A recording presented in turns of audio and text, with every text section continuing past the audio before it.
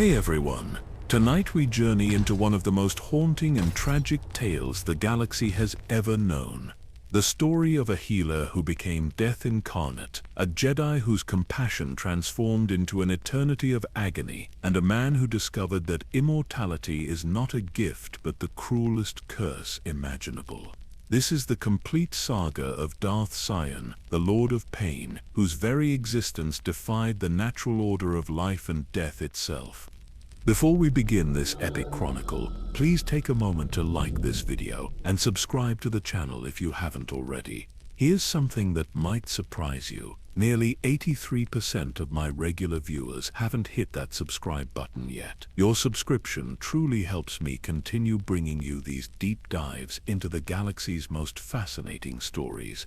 And if you're hungry for even more Star Wars lore beyond what we explore here, check out my friend's channel Lore Reverse. You'll find the link in the description below. Drop a comment letting me know where in the world you're listening from and what time it is where you are. There's something magical about knowing we're all connected across different time zones, sharing these ancient tales together. Now settle in, get comfortable under your covers, and let's drift into a galaxy 4,000 years before Luke Skywalker ever gazed at twin suns. In the deepest vaults of the rebuilt Jedi Temple on Coruscant, there exists a holocron that few have ever been permitted to access. Its crystalline surface bears the scars of lightsaber strikes, and when activated, it speaks of a being so terrible that death itself fled from his presence. The holocron tells of shattered bones that refused to heal, of a heart that beat with hatred instead of blood, and of eyes that had witnessed the heat death of stars yet could never close in eternal rest. But this creature of nightmare had not always been a monster. Once long ago, he had been something else entirely. Once he had been the greatest healer the Jedi Order had ever known. 4,000 years before the rise of the Empire, when the Republic was young and the Jedi Order stood as beacons of hope across 1,000 star systems, the galaxy knew a different kind of war. This was the age of the Old Republic, where ancient Sith Lords wielded powers that could drain entire worlds of life, where massive star forges could birth fleets from nothingness, and where the very fabric of the Force itself could be torn asunder by weapons of unimaginable destruction. In this era of legends, on a forgotten world whose name has been lost to the archives of time, a child was born during the darkest hour of a brutal siege. The planet burned around him as warships exchanged fire in the crimson sky above. His first breath was filled with smoke and ash, his first cry drowned by the thunder of orbital bombardment. When Mandalorian raiders finally breached the settlement's defenses, they found only ruins and corpses scattered like broken dolls across the scorched earth, all except for one small form, crying weakly beneath the collapsed beam that had crushed his parents. The child should have died there among the rubble and flames. Perhaps it would have been kinder if he had.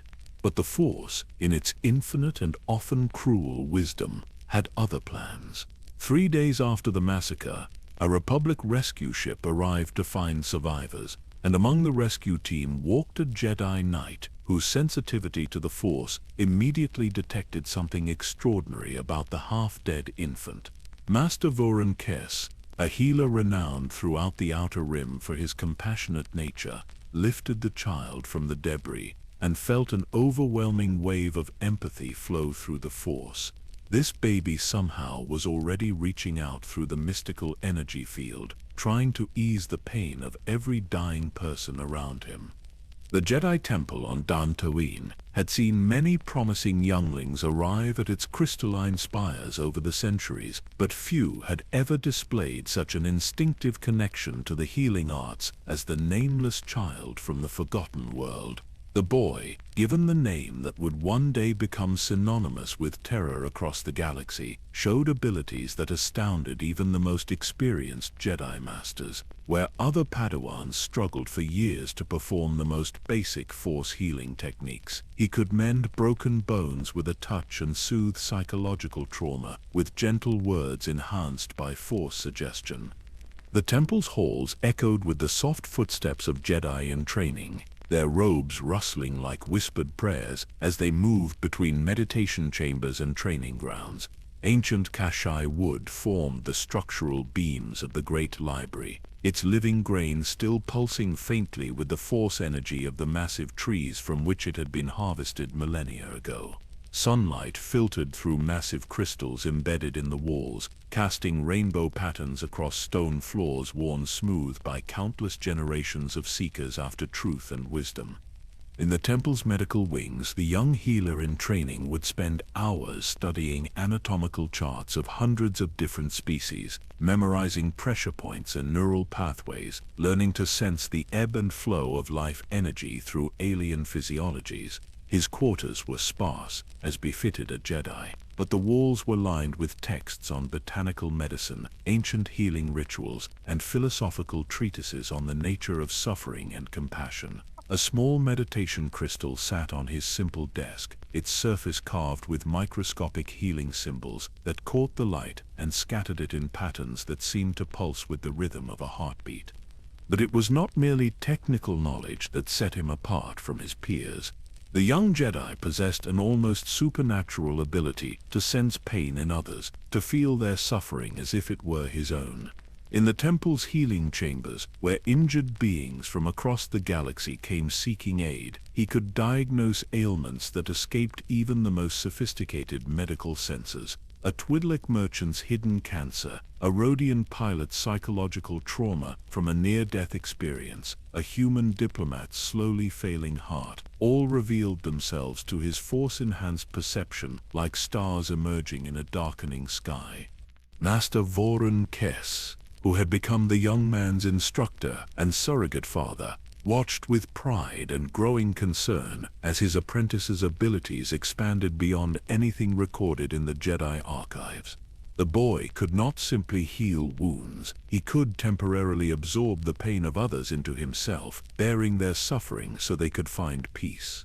It was a technique that bordered on the forbidden, for the Jedi Code warned against allowing oneself to be consumed by others' emotions, even in service of healing. Other notable figures moved through the temple's corridors during those years, though the young healer knew them only by reputation. There was Revan, a brilliant knight whose tactical genius was already becoming legendary among the Jedi, who whispered of coming conflicts with the Mandalorian clans. His friend Malachor accompanied him, equally gifted but somehow lacking Revan's natural charisma and depth of insight. These were names spoken with respect in the temple's dining halls and training chambers, Jedi who seemed destined for greatness in service to the Republic and the Force. The seasons turned on Dantooine, bringing gentle rains that fed the vast grasslands surrounding the temple complex. Kinerath spiders spun their webs in the crystal caves below, their silk gleaming like captured starlight in the eternal twilight of the underground chambers.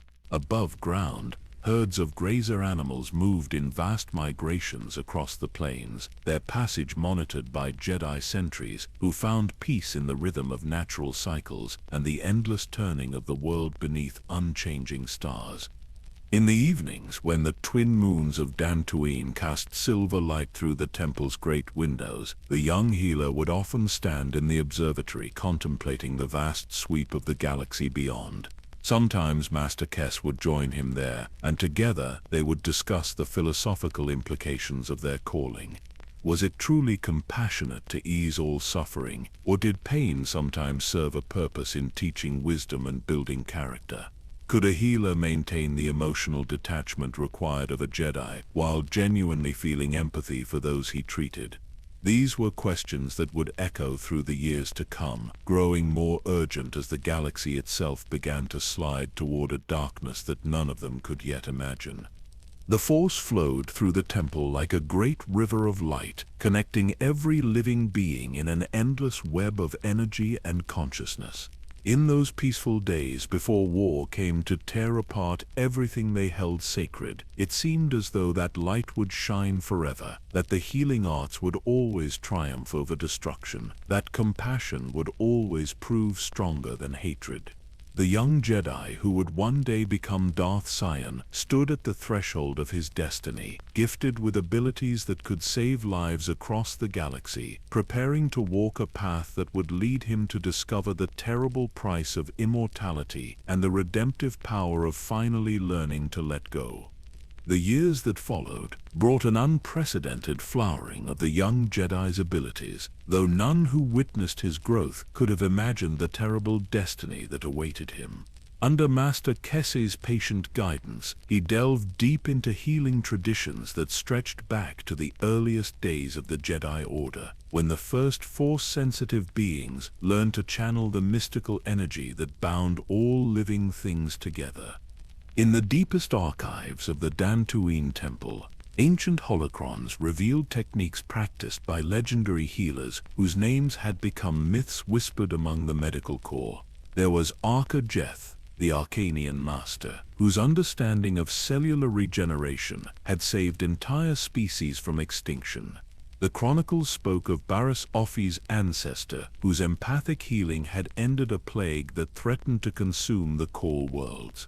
Each holocron contained not merely technical knowledge, but philosophical insights about the nature of suffering and the healer's relationship to the pain they sought to ease. The young Padawan absorbed these teachings with an intensity that sometimes worried his master. Where other students might spend months mastering a single healing technique, he could integrate complex procedures after witnessing them performed just once. His understanding of anatomy transcended mere memorization of bone structure and organ placement. Through the Force, he could perceive the intricate dance of life energy that animated every cell, every nerve pathway, every beating heart that came under his care. During training exercises in the medical bay, his fellow Padawans would watch in amazement as he worked. A Rhodian youth brought in with severe burns from a speeder accident found his charred flesh regenerating under gentle touches that seemed to draw pain from wounds like poison from a snake bite. An elderly Ithorian suffering from a degenerative neural condition discovered that decades of accumulated damage could be reversed through Force techniques that channeled healing energy directly into damaged brain tissue. Yet it was not these dramatic demonstrations of power that marked him as truly exceptional. Instead, it was his development of a technique that no Jedi had ever mastered to such a degree. He could absorb the pain of others directly into his own body, experiencing their agony as if it were his own, while simultaneously using that suffering as fuel for accelerated healing. The process left him drained and sometimes physically marked by echoes of injuries he had never personally sustained, but it allowed him to provide relief to beings whose conditions had been deemed hopeless by conventional medicine. Master Kess observed these developments with growing unease. The boy's compassion was undeniable, his desire to help others genuine beyond question. But there was something troubling about the way he seemed to draw strength from the very pain he absorbed. During meditation sessions, the master could sense emotional turbulence beneath his apprentice's calm exterior, as though the accumulated suffering of thousands of patients was beginning to leave permanent impressions on his psyche. The temple's daily rhythms provided structure and stability during these formative years. Morning meditation in the crystal caves below the main complex offered opportunities to center himself in the Force, to find balance between the intense emotions that came with healing work and the detachment required of a Jedi. Afternoon training sessions with lightsaber combat instructors ensured that his physical conditioning matched his mental discipline, though his heart clearly lay with medical applications rather than martial arts. Evenings brought study in the Great Library, where texts written in dozens of languages revealed the accumulated wisdom of healers from across the galaxy. Selkath manuscripts described underwater surgical techniques adapted for amphibious physiology. Chadrafan medical journals detailed treatments for species with accelerated metabolisms that required split-second timing to be effective. Wookiee healing songs that could be used to calm traumatized patients through subsonic frequencies that resonated with primitive brain structures shared by most humanoid species. As his reputation grew within the temple, Other masters began requesting his assistance with particularly challenging cases. A delegation of senators from Coruscant arrived seeking treatment for a plague that had broken out in the lower levels of the capital planet. Working alongside senior healers, he helped develop a treatment protocol that saved millions of lives while learning to project healing energies across vast distances through Force meditation techniques. The Mandalorian clans, meanwhile, had begun stirring in the Outer Rim territories. Reports filtered back to the temple of massive fleet buildups and mysterious weapons tests conducted in the empty spaces between star systems. Refugee ships arrived daily carrying survivors of raids on isolated colonies, their passengers bearing wounds that spoke of a new kind of warfare, more brutal and systematic than anything the Republic had faced in generations. These refugees became his specialty. Beings traumatized not just physically, but psychologically by encounters with warriors whose culture glorified violence and conquest. Mandalorian weapons were designed to cause maximum suffering rather than clean death, leaving survivors with injuries that conventional medicine struggled to treat. But through his unique abilities, he could reach into the deepest psychological wounds and begin the slow process of healing minds as well as bodies. One case in particular would haunt him for years to come. A young mother from the Outer Rim colonies had watched Mandalorian raiders systematically execute her entire family while forcing her to witness each death. The trauma had left her catatonic, unable to speak or respond to any external stimulus.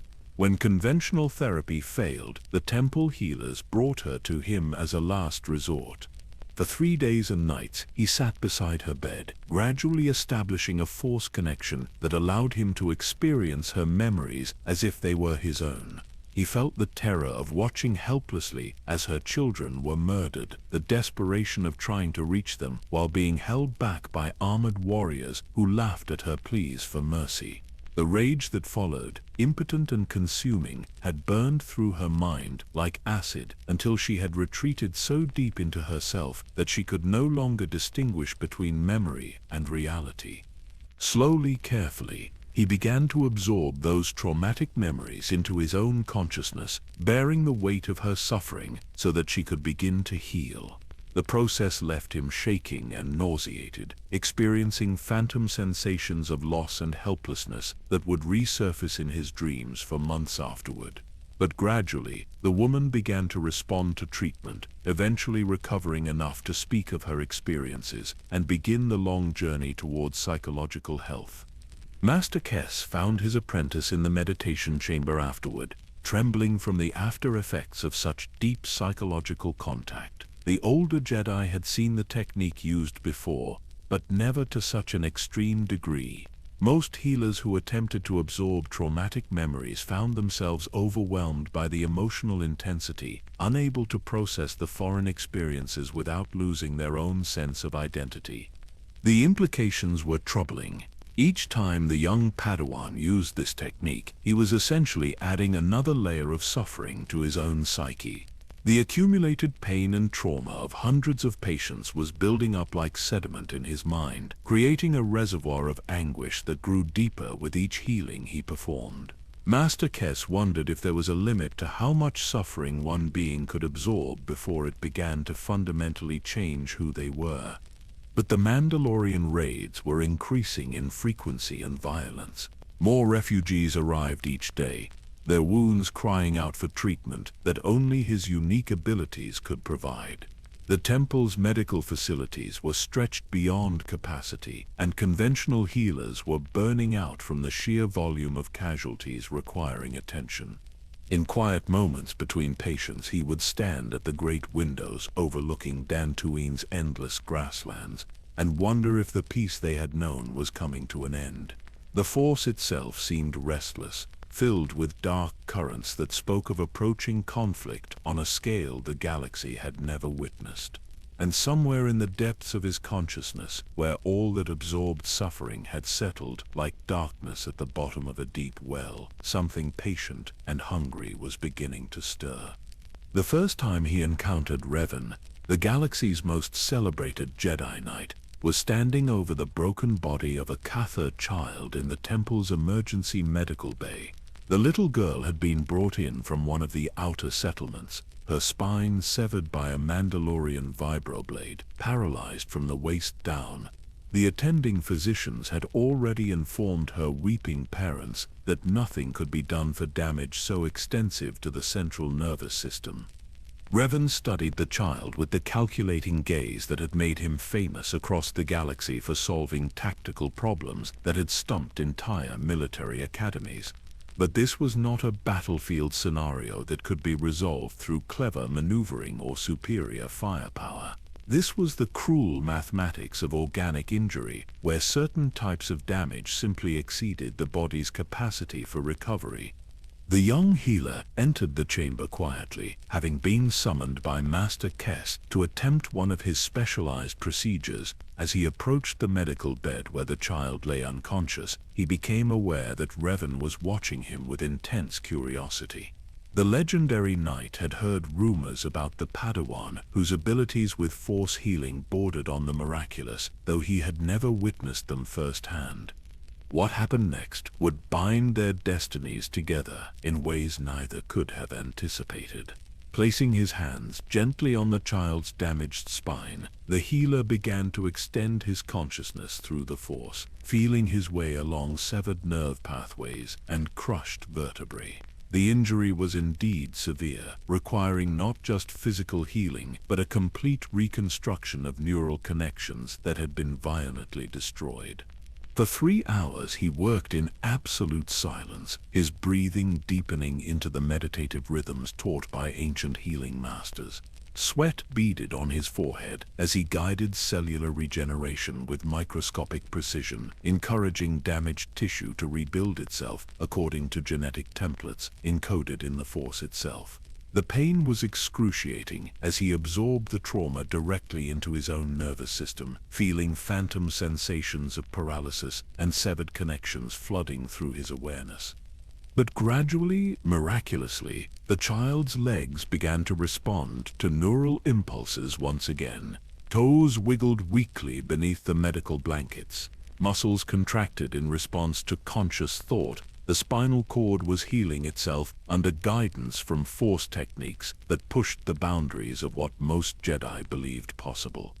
When the girl finally opened her eyes and asked for her mother in a small, frightened voice, Revan stepped forward from the shadows where he had been observing. The expression on the tactical genius's face was one of profound recognition, as though he had just witnessed confirmation of theories that had been developing in his mind for months. Over the following weeks, Revan became a regular presence in the medical facilities, ostensibly visiting wounded Republic soldiers who had been brought to Dantooine for treatment. But his true purpose was to engage the young healer in philosophical discussions that gradually revealed the knight's growing frustration with Jedi passivity in the face of Mandalorian aggression. These conversations took place during long walks through the crystal caves beneath the temple, where the natural acoustics created perfect privacy for sensitive discussions. Revan spoke of intelligence reports describing systematic genocide in the Outer Rim territories, where entire species were being hunted to extinction by Mandalorian war parties. He described refugee camps overcrowded beyond capacity, filled with beings whose worlds had been burned to ash while the Jedi Council debated appropriate responses. The tactical brilliance that had made Revan famous was matched by a charismatic eloquence that could make even the most complex philosophical arguments seem self-evidently true. He painted vivid pictures of suffering that could be prevented through decisive action, contrasting the Council's cautious deliberation with the urgent reality of beings dying, while help remained tantalizingly out of reach. The young healer found himself drawn to these discussions, despite Master Kessie's growing disapproval. Every day brought new casualties from Mandalorian raids, beings whose wounds bore testimony to the escalating brutality of the conflict. Children arrived with burns from chemical weapons that ate through tissue like acid. Elderly beings suffered from sonic weapons that had been used to torture information from prisoners before their execution. The evidence of systematic cruelty was overwhelming, yet the council continued to counsel patience and meditation. During one particularly intense discussion, Revan introduced concepts that would prove to be the seeds of the healer's eventual transformation. Pain, the knight argued, was not simply something to be eliminated, but potentially a source of strength for those wise enough to understand its true nature. Beings who had suffered deeply often developed a capacity for compassion and understanding that exceeded those who had lived sheltered lives. Healers in particular might benefit from experiencing the full spectrum of their patient's agony rather than simply treating symptoms from a distance. These ideas resonated with experiences the young Padawan had been having during his most intensive healing sessions. The technique of absorbing others' pain had evolved beyond mere medical procedure into something approaching spiritual communion with suffering itself. Each traumatic memory he absorbed, each moment of agony he experienced secondhand, seemed to expand his capacity for understanding the fundamental nature of living consciousness. Malak joined their discussions frequently, though his contributions tended toward the practical rather than philosophical. The future Dark Lord possessed a straightforward warrior's mindset that translated complex moral questions into tactical scenarios with clear objectives and measurable outcomes. He spoke of liberation campaigns that could be launched to free enslaved populations, of preemptive strikes that could prevent massacres before they occurred, of the moral imperative to act when action could save lives. Other Jedi began gravitating toward their informal gatherings, drawn by Revan's compelling vision of proactive intervention in galactic affairs. Some were knights frustrated by years of watching atrocities from the sidelines. Others were Padawans like himself, young beings whose idealism demanded more direct engagement with the suffering they witnessed daily through refugee testimonies and casualty reports. Master Kez watched these developments with deep concern. The older Jedi had lived through previous conflicts where good intentions had led to tragic consequences, where righteous anger had transformed noble hearts into instruments of destruction. He attempted to counsel his apprentice about the seductive nature of action-oriented philosophy, warning that the path from healer to warrior was shorter and more treacherous than it appeared. But the arguments seemed increasingly hollow in the face of mounting evidence. Reports arrived describing entire star systems depopulated by Mandalorian extermination campaigns. Archaeological teams discovered the remains of civilizations that had been systematically obliterated, their cultural achievements reduced to radioactive glass and scattered bones. The scope of the genocide was unprecedented in recorded galactic history, yet the Council's response remained frustratingly passive. The turning point came when a transport arrived, carrying survivors from the massacre at Seroko, where Mandalorian forces had used nuclear weapons against civilian population centers. Among the refugees was a family the young healer had treated months earlier, Twihek merchants whose psychological trauma he had helped heal through patient application of force techniques. Now they returned bearing radiation burns that had reduced their children to unrecognizable shadows of their former selves.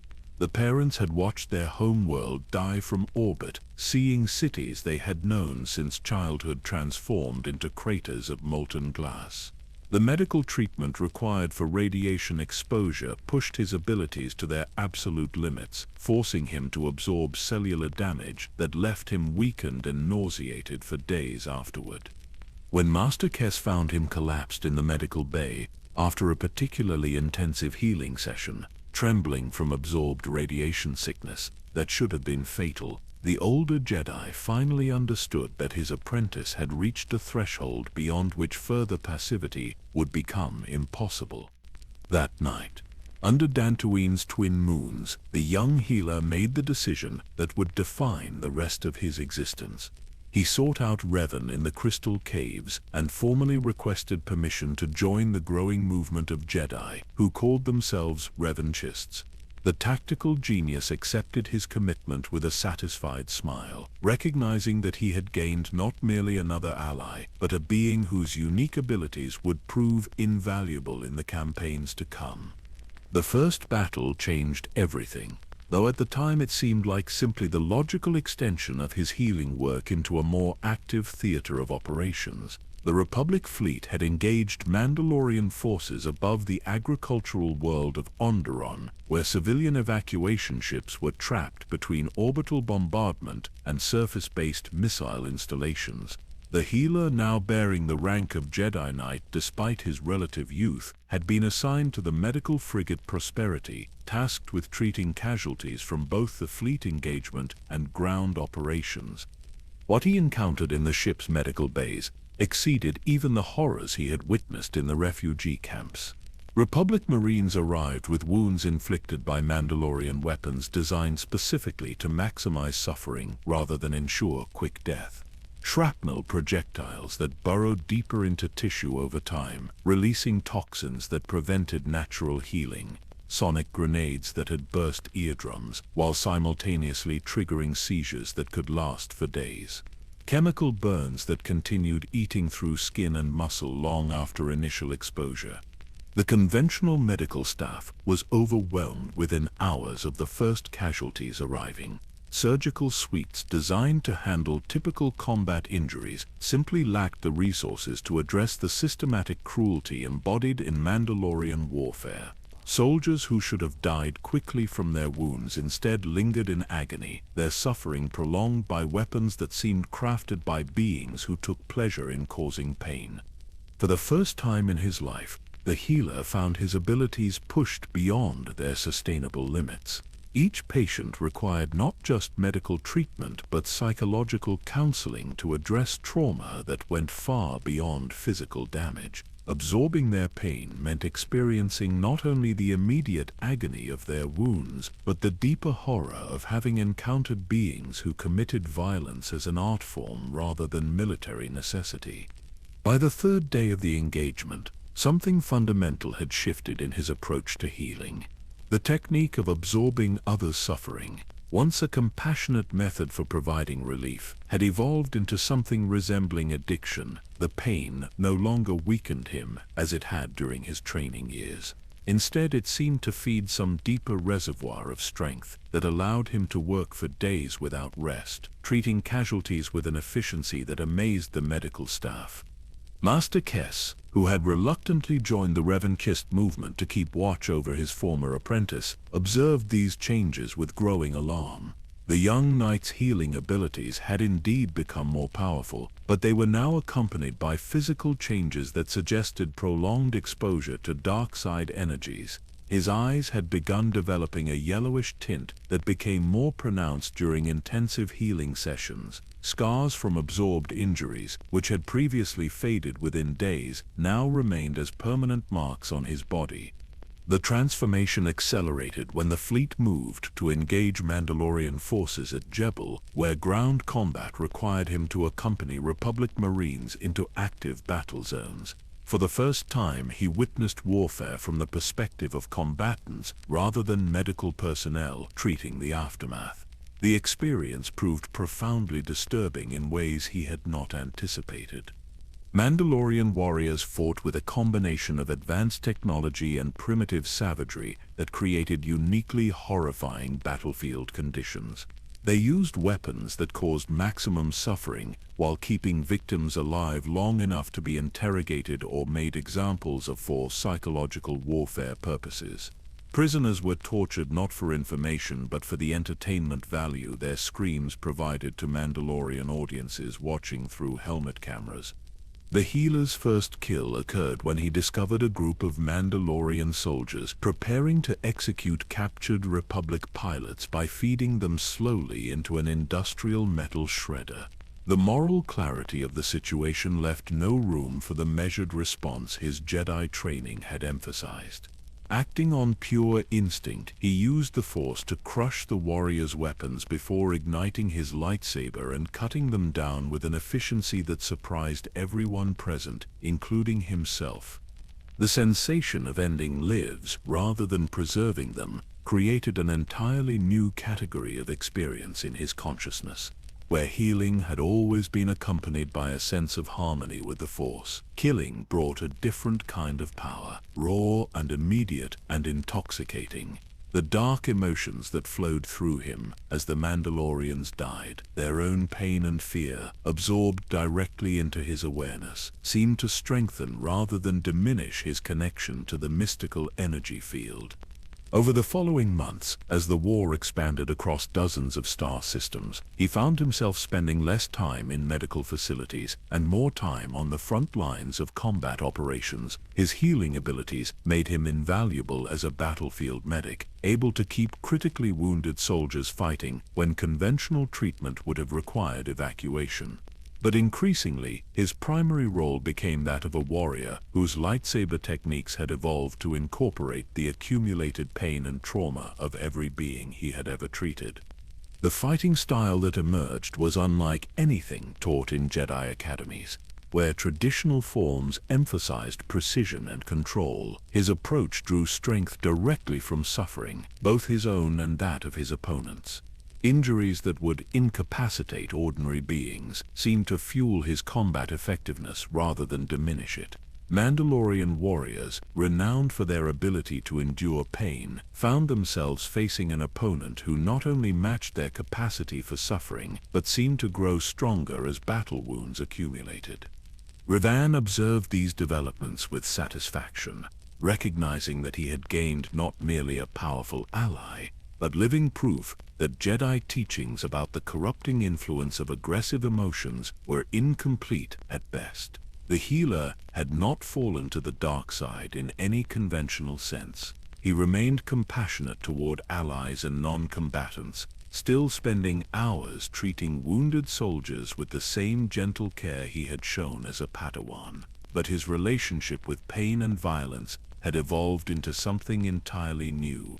The philosophical implications became clear during the campaign at Dixon Onderon's Demon Moon, where Mandalorian forces had established a fortress in the dangerous jungles. The healer had been assigned to lead a strike team tasked with rescuing Republic prisoners held in the installation's torture chambers. What they discovered there would haunt the survivors for the rest of their lives. The Mandalorians had been conducting experiments on captured Republic soldiers, testing the limits of various species' capacity for physical and psychological suffering. The facility contained detailed records of torture sessions, including holographic recordings that documented the breakdown of prisoners' resistance under different forms of abuse. Some victims had been kept alive for months through advanced medical techniques, their suffering prolonged for research purposes that seemed to have no military value whatsoever. The rescue operation required him to absorb trauma from dozens of prisoners simultaneously, their combined agony flooding into his consciousness like a tsunami of pure anguish. The experience should have killed him outright, or at minimum left him permanently disabled. Instead, it transformed him into something beyond conventional categories of Jedi or Sith. His body began showing signs of the accumulated damage he had absorbed over years of healing work and battlefield experience. Bones that had been broken in 100 different beings showed stress fractures that refused to heal completely. Organs damaged by absorbed toxins and diseases functioned at reduced capacity. His nervous system bore scars from electrical torture devices he had never personally encountered, but had experienced through the memories of patients. Yet rather than weakening him, these accumulated injuries seemed to create a new kind of strength. Pain that would incapacitate ordinary beings became fuel for Force techniques that exceeded anything documented in Jedi archives. He could fight for days without rest, his damaged body sustained by hatred for those who caused suffering and love for those he protected. The distinction between dark and light side energies became irrelevant when both were filtered through a consciousness that had been fundamentally altered by exposure to the full spectrum of galactic suffering. By the time the fleet reached Malachor V for what would prove to be the war's final battle, the healer had become something unprecedented in Jedi history. He retained the compassion and healing abilities that had defined his early years, but they were now combined with combat skills that drew strength from the accumulated pain of everyone he had ever treated. The transformation was complete in every sense except the most important one. He was still fundamentally trying to heal the galaxy's wounds by ending the war that had caused them. That motivation would prove to be both his salvation and his doom, as the mass shadow generator prepared to teach him that some kinds of healing required destruction on a scale that defied moral comprehension. The planet hung in space like a wound that had never healed, its surface scarred by millennia of conflict between the ancient Jedi and Sith. Malachor V had been a battleground long before the Mandalorian Wars reached their climax, its rocky terrain soaked with the blood of Force users whose hatred had literally poisoned the world's connection to the mystical energy field. Standing on the observation deck of Revan's flagship, the healer felt the planet's malevolent presence pressing against his consciousness like a physical weight. The dark side energies emanating from Malachor's surface were unlike anything he had previously encountered. Where other planets touched by Sith influence carried traces of ancient evil like fading echoes, this world pulsed with active malice that seemed to reach across the vacuum of space to caress the minds of every Force-sensitive being in the approaching fleet. The sensation was simultaneously repulsive and oddly comforting, as though something buried deep in the planet's core recognized kindred suffering in the accumulated pain he carried. Revan's plan for ending the Mandalorian Wars had evolved far beyond conventional military strategy into something approaching cosmic engineering.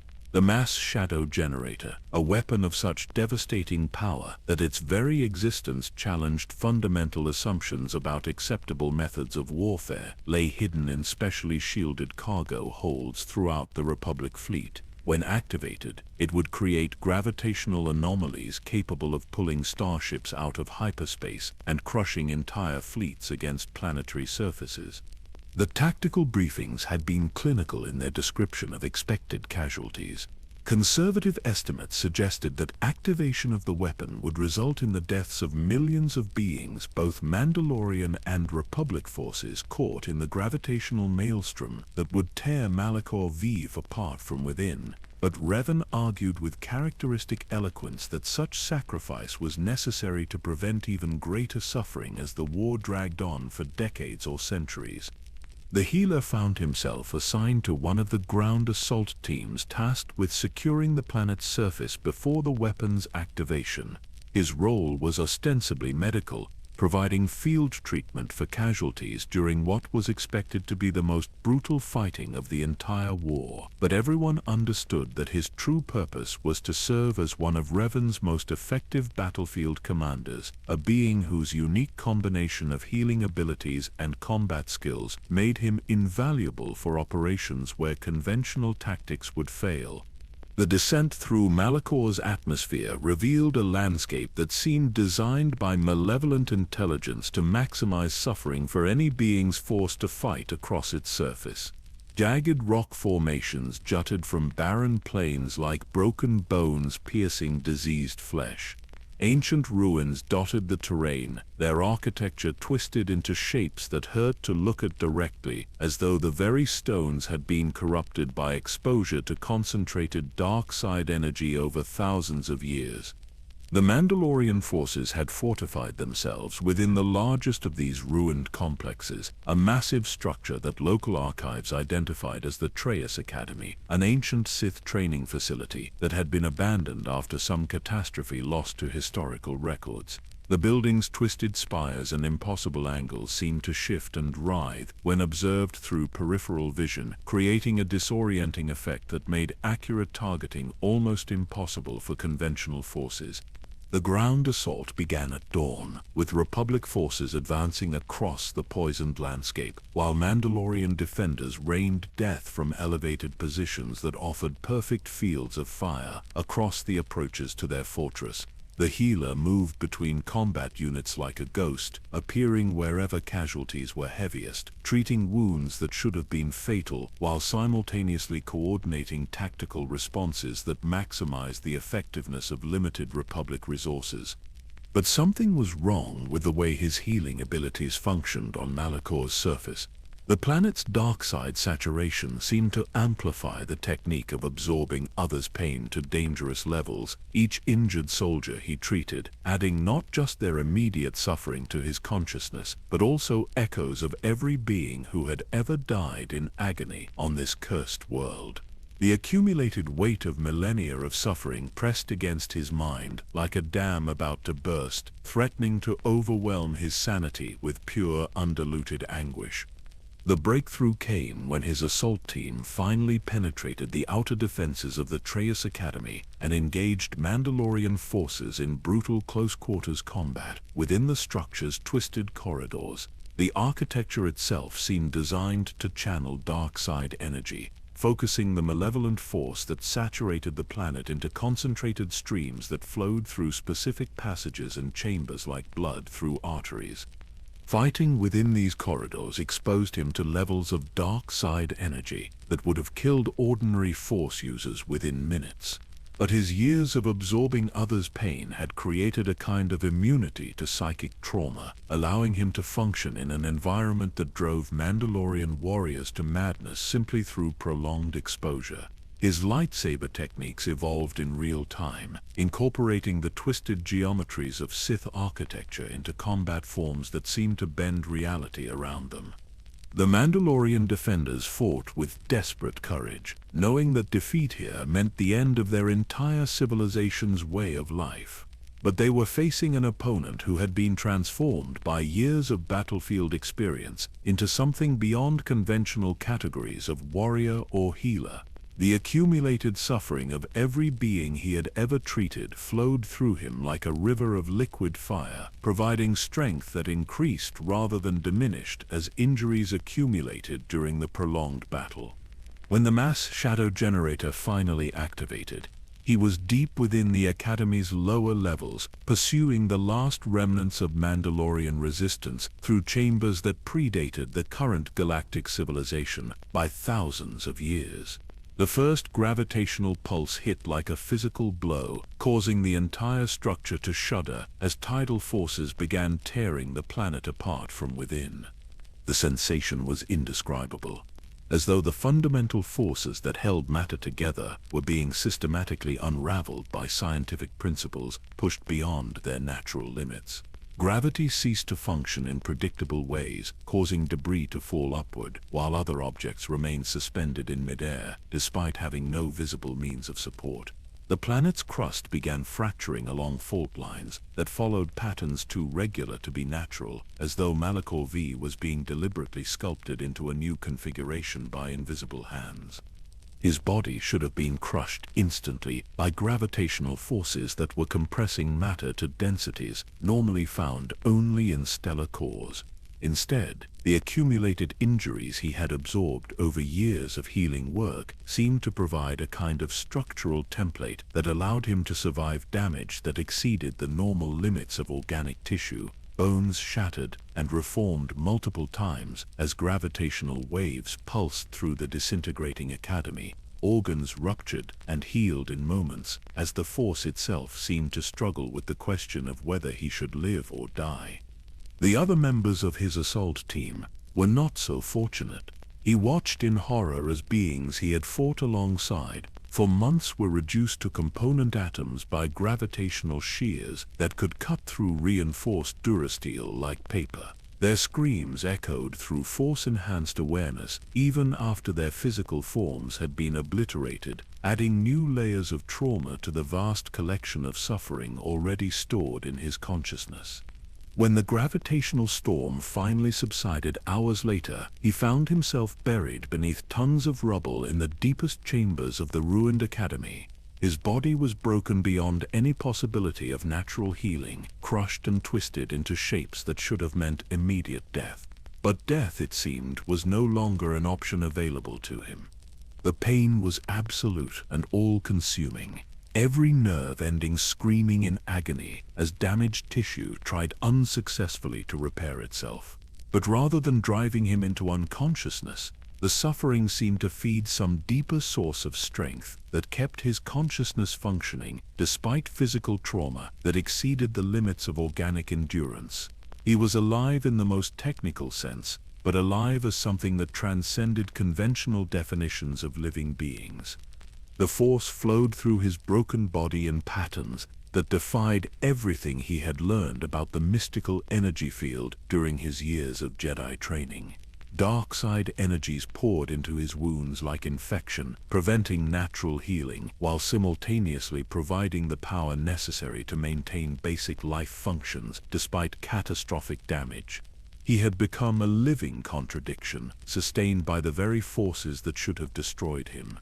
Above ground, the planet's surface had been transformed into a maze of floating debris held in impossible configurations by residual gravitational anomalies. The mass shadow generator had accomplished its strategic objective, ending the Mandalorian Wars through demonstration of Republic technological superiority. But the cost had been the creation of something unprecedented in galactic history, a wound in the Force itself that would echo across the centuries. Buried in the deepest chambers of the Traus Academy, sustained by hatred and pain in measures that exceeded the capacity of any living being to endure, the former healer began the long process of learning what it meant to exist in a state that was neither life nor death, but something entirely new. Recovery from injuries that should have been fatal took longer than the remainder of the Mandalorian Wars, though time itself had become a fluid concept for someone whose existence now operated outside normal biological parameters. Buried in the ruins of the Traus Academy, he experienced consciousness in fragmentary episodes separated by periods of something that was neither sleep nor death, but a kind of suspended animation powered by pure malice. When Revan's forces finally excavated him from the rubble months later, they discovered something that challenged their understanding of the Force's relationship to life and death. His body had not healed in any conventional sense.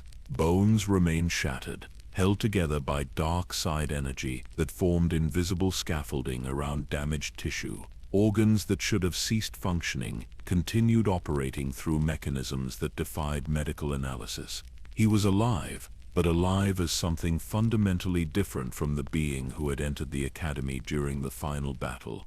Revan himself supervised the extraction, recognizing immediately that the healer's transformation represented a breakthrough in understanding the true potential of Force manipulation. The tactical genius who had ended the Mandalorian Wars through application of devastating technology now found himself confronted with evidence that biological limitations could be transcended through proper application of mystical principles. The journey beyond the Outer Rim began shortly after his recovery, as Revan led a carefully selected group of followers into the unknown regions, where ancient Sith artifacts waited to be discovered. The former healer, no longer capable of conventional space travel due to his deteriorated physical condition, required specialized medical support systems that maintained his body's basic functions while allowing his consciousness to remain active. The first discovery came at Korriban, the ancient Sith homeworld, where tombs of Dark Lords stretching back thousands of years held secrets that the Jedi Order had spent millennia trying to suppress. Walking through the Valley of the Dark Lords for the first time, he felt recognition flow through his damaged nervous system like electricity. The accumulated suffering he carried resonated with psychic imprints left by generations of Sith who had explored similar paths toward transcendence through pain. The tomb of Ajuntapile, first of the Dark Lords, contained holocrons that spoke directly to his condition.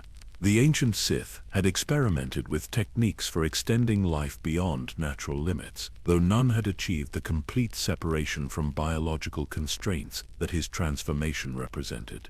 Pile's recorded teachings suggested that the secret lay not in avoiding death, but in finding ways to make death irrelevant through proper application of hatred and pain as fuel sources. Studying these forbidden texts while his body slowly adapted to its new configuration, he began to understand that his years as a healer had unknowingly prepared him for this transformation. Each time he had absorbed another being's suffering, he had been building tolerance for psychic trauma that ordinary minds could not process. The accumulated pain now served as a kind of battery, providing energy that sustained consciousness even when physical systems failed. Revan observed his student's evolution with satisfaction mixed with caution. The tactical genius recognized that he had gained access to knowledge that could revolutionize Force techniques, but he also understood that such power came with costs that were only beginning to become apparent. The former healer was no longer entirely sane in conventional terms, his personality fragmented across multiple layers of absorbed trauma that sometimes surfaced as distinct voices with their own memories and motivations. The discovery of the Starforge represented the culmination of their journey into forbidden knowledge. The massive space station, constructed by the ancient Rakata using technology that blended science with force manipulation, demonstrated that the galaxy's current understanding of physical laws was fundamentally incomplete. Matter and energy could be transmuted through processes that drew power directly from the dark side, creating weapons and starships from nothing more than stellar radiation channeled through properly configured machinery. But it was not the Starforge's technological capabilities that proved most significant for the former healer's continued development. The station's automated systems had been designed to respond to dark side energy, recognizing beings who carried sufficient concentrations of hatred and pain to serve as effective operators. His transformation had made him uniquely compatible with Rakatan technology, allowing him to interface directly with systems that had remained dormant for millennia. Through this connection, he gained access to historical records that revealed the true scope of Sith knowledge suppressed by successive generations of Jedi leadership. The Force was not the benevolent energy field described in temple teachings, but a neutral power source that could be channeled through any sufficiently intense emotion. Love and compassion provided one form of access, but hatred and suffering offered pathways to abilities that exceeded anything achievable through conventional Jedi techniques. The philosophical implications were staggering. Everything he had been taught about the corrupting influence of dark emotions was revealed as propaganda designed to limit Force users to a fraction of their true potential. The Jedi Code was not moral guidance, but a form of psychological conditioning that prevented students from accessing the full spectrum of power available to those willing to embrace the complete range of conscious experience. His transformation into a Sith Lord was not a fall from grace, but a graduation into deeper understanding of fundamental reality. The title he chose reflected this new comprehension. Darth Sion, the Lord of Pain, acknowledged that suffering was not something to be healed or eliminated, but embraced as the most reliable source of strength in a galaxy built on conflict. The return to known space marked the beginning of the Jedi Civil War, though the conflict represented something far more significant than mere political disagreement. Revan had assembled proof that the Jedi Order's foundational teachings were based on incomplete understanding of the Force's true nature. The war was not about conquest but education, an attempt to enlighten the galaxy about possibilities that had been hidden for thousands of years. Sion's role in the early stages of the conflict was primarily tactical rather than strategic. His unique abilities made him invaluable for operations that required someone capable of surviving injuries that would kill ordinary beings, or of inflicting psychological trauma that could break enemy resistance without requiring massive casualties. Jedi who had trained alongside him during his years as a healer found themselves facing an opponent who understood their techniques and limitations better than they did themselves. The confrontations with former allies were particularly revealing about the nature of his transformation. Jedi who attempted to heal his injuries discovered that the damage was being maintained deliberately through Force techniques that used pain as fuel for continued existence. Their healing energy was absorbed and converted into additional power, making him stronger rather than restoring him to his previous condition. Master Kes, his former instructor, led one of the first Jedi strike teams tasked with capturing or killing the being his apprentice had become. The encounter took place in the ruins of a Republic military installation that Sion had destroyed single-handedly, walking through defensive positions that should have required an entire army to overcome. The older Jedi's reaction upon seeing what his student had become provided insight into the magnitude of the transformation. Chryses had expected to find a fallen Padawan consumed by dark side corruption, someone who might still be redeemed through compassion and understanding. Instead, he discovered something that challenged fundamental assumptions about the relationship between consciousness and physical existence. Their lightsaber duel lasted for hours, with Cassis gradually realizing that his opponent could not be defeated through conventional combat techniques.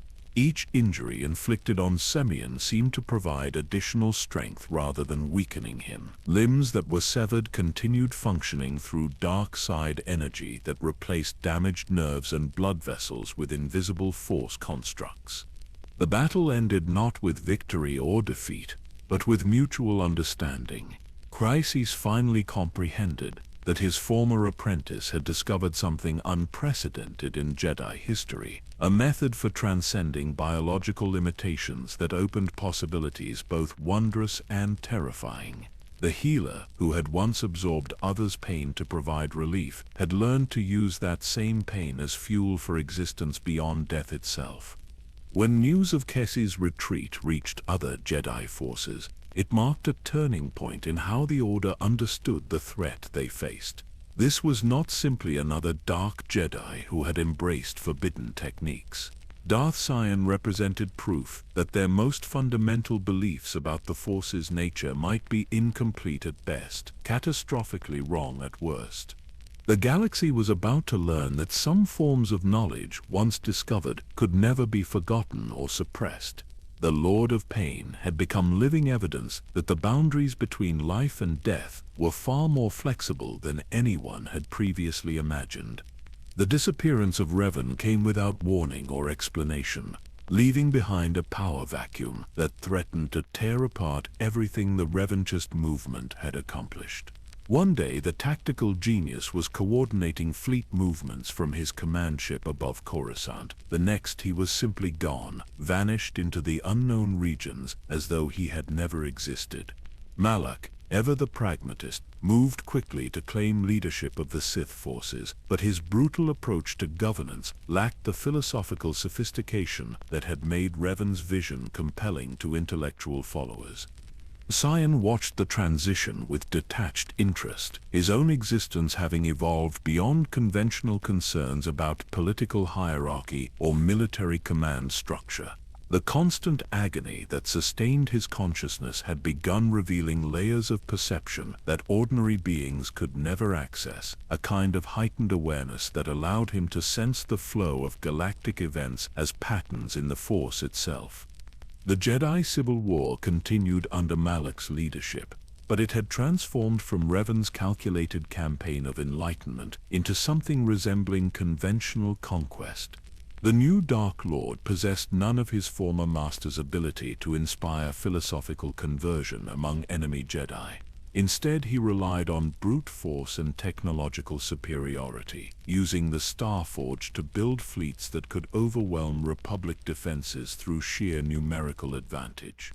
This approach proved ultimately self-defeating when a redeemed Revan returned to challenge his former apprentice, though the details of that confrontation reached Sion only as fragmentary reports from fleeing Sith forces. Malak's death aboard the Starforge marked the end of the first phase of Sith resurgence, leaving scattered remnants of the movement to find new leadership or fade into obscurity.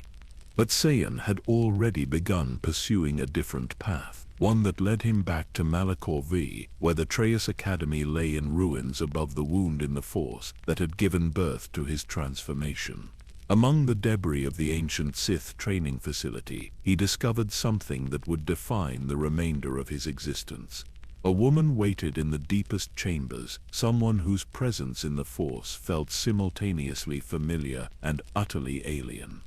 Chrysia appeared unchanged by the years that had passed since the Academy's destruction, though her survival of the mass shadow generator's activation seemed impossible for someone without Sion's unique resilience. She introduced herself as a former Jedi Master who had grown disillusioned with both the rigid orthodoxy of the light side and the crude brutality typically associated with dark side philosophy. Her understanding of the Force transcended conventional categories, embracing a worldview that saw both Jedi and Sith teachings as incomplete fragments of deeper truth. Their first conversation lasted for days, conducted in meditation chambers where the ambient dark side energy provided perfect conditions for exploring forbidden aspects of Force philosophy.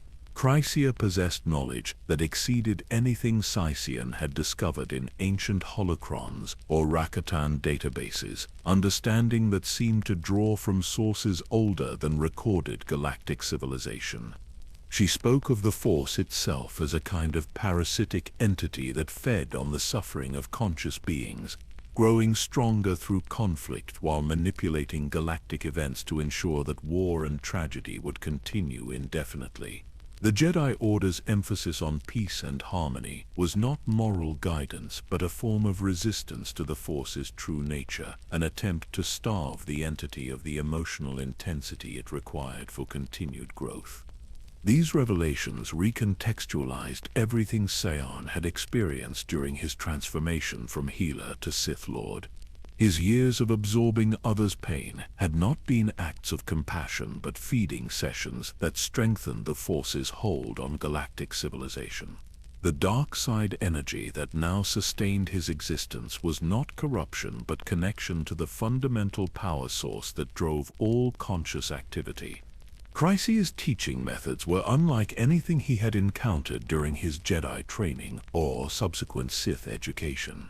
Rather than providing direct instruction, she guided students toward discoveries that seemed to emerge from their own contemplation. The process was simultaneously illuminating and deeply disturbing, revealing layers of meaning that had been hidden beneath surface interpretations of familiar concepts. Under her guidance, Sion learned to channel the constant agony of his existence into forms of Force manipulation that exceeded anything documented in either Jedi or Sith archives. Pain became not just fuel for continued survival, but a tool for reshaping reality according to conscious will. He could project his suffering into the minds of enemies, overwhelming their psychological defenses through shared experience of trauma that exceeded their capacity to process. The arrival of the second student changed the dynamic of their philosophical explorations in ways that none of them fully anticipated. Nihilus had survived the mass shadow generator's activation through a different form of transformation, one that had left him capable of consuming the life force of entire planets. Where Sishan fed on pain, Nihilus required constant sustenance from living beings, devouring the Force energy that animated all conscious creatures. Chrysia welcomed this development with satisfaction that suggested careful planning rather than fortunate coincidence. The three of them represented different aspects of Force mastery that, when combined, offered possibilities for transcending limitations that had constrained previous generations of Dark Lords. Sion's mastery of pain provided endurance beyond death. Nihilus' hunger offered access to virtually unlimited power through consumption of enemy life force. Chrysia's knowledge supplied the philosophical framework necessary to coordinate their abilities toward common objectives. The formation of the Sith Triumvirate was not a political alliance but a symbiotic relationship that allowed each member to explore aspects of Force manipulation that would have been impossible alone. They established their base in the rebuilt Trias Academy, using the wound in the Force as an amplifier for techniques that drew power from suffering on a galactic scale. The Academy's reconstruction proceeded according to plans that incorporated both ancient Sith architectural principles and innovations derived from Chrysia's unique understanding of Force manipulation. The building's twisted geometry was designed to channel dark side energy through specific pathways that enhanced the natural abilities of each triumvirate member. Meditation chambers allowed Sion to commune with pain across vast distances. Feeding halls provided Nihilists with controlled environments for consuming prisoners without exhausting local populations too quickly. But it was the Academy's central chamber that represented the most significant achievement of their collaboration. The ritual space was configured to function as a kind of force amplifier, allowing coordinated manipulation of galactic events through techniques that combined each member's specialized abilities. From this chamber, they could influence conflicts across multiple star systems, ensuring that warfare and suffering would continue generating the emotional energy necessary for their continued evolution. The philosophical discussions that took place during the Academy's reconstruction revealed the true scope of Chrysia's ambitions. She was not interested in conventional Sith objectives like galactic conquest or the accumulation of political power. Instead, she sought to prove that conscious beings could exist independently of the Force itself, transcending dependence on the mystical energy field through complete mastery of its mechanisms. Sion found himself assigned responsibility for the Triumvirate's military operations, coordinating attacks on Republican Jedi targets that would maximize psychological trauma rather than strategic advantage. His unique abilities made him ideal for missions that required someone capable of surviving impossible odds while inflicting suffering that exceeded conventional military objectives. The first major operation involved the systematic hunting of Jedi survivors who had escaped the initial purges following Malak's defeat. Rather than simply killing these targets, Sion's assassins were instructed to capture them alive for transportation to the Academy's experimentation facilities. Kreia wanted to study the psychological effects of prolonged exposure to techniques that could break Jedi conditioning without causing immediate death.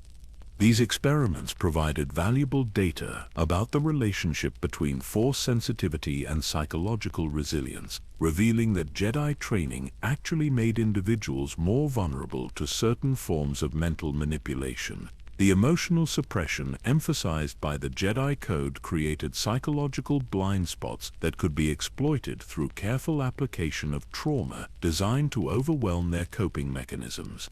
Nihilists contributed to these efforts by consuming selected prisoners completely, allowing detailed analysis of how life force absorption affected different types of force users. Some Jedi provided more nourishment than others, with the most powerful masters offering sustenance that could maintain him for months. But the process also revealed limitations in his abilities, suggesting that excessive consumption might eventually result in a form of psychic indigestion that could prove dangerous. The success of these early operations established the Triumvirate as the most significant threat to galactic stability since the Mandalorian Wars. But their true objective was not conquest or destruction, but the accumulation of knowledge about force manipulation that could eventually allow them to transcend the limitations that had constrained all previous Sith Lords. From the rebuilt Academy on Malachor V, they began implementing plans that would reshape the galaxy's relationship to the Force itself, using pain and hunger and knowledge as tools for achieving a form of existence that had never been attempted in recorded history. The systematic extermination of the Jedi Order began not with grand battles or dramatic confrontations, but with whispers in the shadows of 1,000 worlds. Sion's network of assassins moved through the galaxy like a plague, seeking out force-sensitive beings who had escaped the chaos following Malak's defeat. These were not the prominent masters whose deaths would attract attention, but rather the forgotten survivors who had retreated to remote settlements, believing that anonymity might protect them from the hunters they knew would eventually come. Each assassination was crafted as a work of art, designed not merely to eliminate targets, but to send messages that would reach other Jedi survivors across the galactic communications network. A former Padawan found dead on Ryloth, his body positioned in a meditation pose, but bearing wounds that suggested hours of careful torture before death provided release. A retired master discovered in her garden on Alderaan, surrounded by the withered corpses of plants that had died when her life force was slowly drained over the course of several days. The methods employed by Sion's agents reflected his own unique understanding of suffering as both weapon and tool. Rather than quick executions that would minimize psychological impact, they specialized in techniques that maximized terror while providing detailed intelligence about other Jedi who might be hiding in the same regions. Fear became their most effective weapon, spreading through Force-sensitive communities faster than any physical assault could reach isolated targets. The Academy on Malachor V served as both training ground and torture chamber for this new generation of Sith assassins. Beings who showed potential for the specialized techniques required for hunting Jedi were brought to the facility for education in methods that combined conventional combat skills with psychological warfare tactics designed to exploit the emotional vulnerabilities created by Jedi training. Students learned to recognize the subtle behavioral patterns that distinguished Force users from ordinary beings, studying recordings of captured Jedi to understand how meditation techniques could be turned into weapons against those who practiced them. The emphasis on emotional control that formed the foundation of Jedi philosophy created predictable psychological blind spots that could be exploited by enemies who understood the conditioning involved. The most promising assassins were subjected to procedures that mimicked aspects of Sion's own transformation, though none achieved the complete separation from biological limitations that characterized his existence. Controlled exposure to dark side energy combined with deliberate infliction of specific types of trauma created operatives who could function in conditions that would incapacitate ordinary beings while retaining enough humanity to blend into civilian populations. These enhanced agents proved devastatingly effective against targets who had spent decades learning to suppress the very emotions that might have warned them of approaching danger. Jedi who had mastered the ability to remain calm in combat situations found themselves helpless against enemies who attacked through psychological channels that their training had taught them to ignore. The campaign's success exceeded even Chrysia's projections, with confirmed Jedi deaths mounting at a rate that suggested the Order's complete extinction within a matter of years rather than decades. But the true objective was not simple extermination, but the collection of data about Force-sensitive individuals that could be used to develop more sophisticated targeting methods for future operations. Prisoners brought to the Academy provided valuable research material for experiments designed to understand the relationship between Force sensitivity and psychological resilience. Kreitcher's analysis revealed that different species showed varying responses to techniques designed to sever their connection to the mystical energy field, with some beings proving more vulnerable to specific forms of mental manipulation than others. The torture chambers beneath the Academy became laboratories where the boundaries between scientific research and sadistic experimentation dissolved entirely. Jedi subjects were exposed to graduated levels of psychological trauma, while their responses were monitored through Force-enhanced perception that could detect even subtle changes in their connection to the mystical energy field. Some experiments focused on determining whether Force sensitivity could be transferred from one being to another through procedures that combined technological enhancement with dark side rituals. Others explored the possibility of creating artificial Force users by exposing non-sensitive individuals to concentrated doses of energy harvested from dying Jedi. Savion personally oversaw the most significant experiments, his unique abilities allowing him to monitor subjects' psychological states with precision that exceeded any technological scanning equipment. The constant pain that sustained his existence created a form of empathic connection to suffering that provided detailed information about the effectiveness of different torture techniques. The knowledge gained through these procedures was systematically catalogued and distributed to field operatives, creating an ever-expanding database of information about Jedi vulnerabilities that could be exploited during future hunting expeditions. Each successful assassination added new data points that improved the effectiveness of subsequent operations. But perhaps the most disturbing aspect of the campaign was its impact on non-Force-sensitive populations throughout the galaxy. The systematic elimination of Jedi healers and counselors created gaps in social support structures that had existed for millennia, leaving entire worlds without access to beings capable of providing psychological healing for trauma victims. The ripple effects spread through galactic civilization like cracks in a breaking foundation.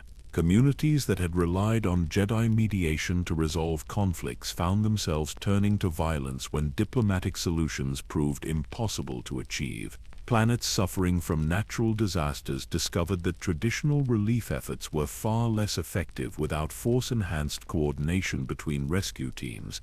Trade routes that had been protected by Jedi patrols became hunting grounds for pirates and slavers who recognized that their former opponents were no longer capable of mounting effective resistance.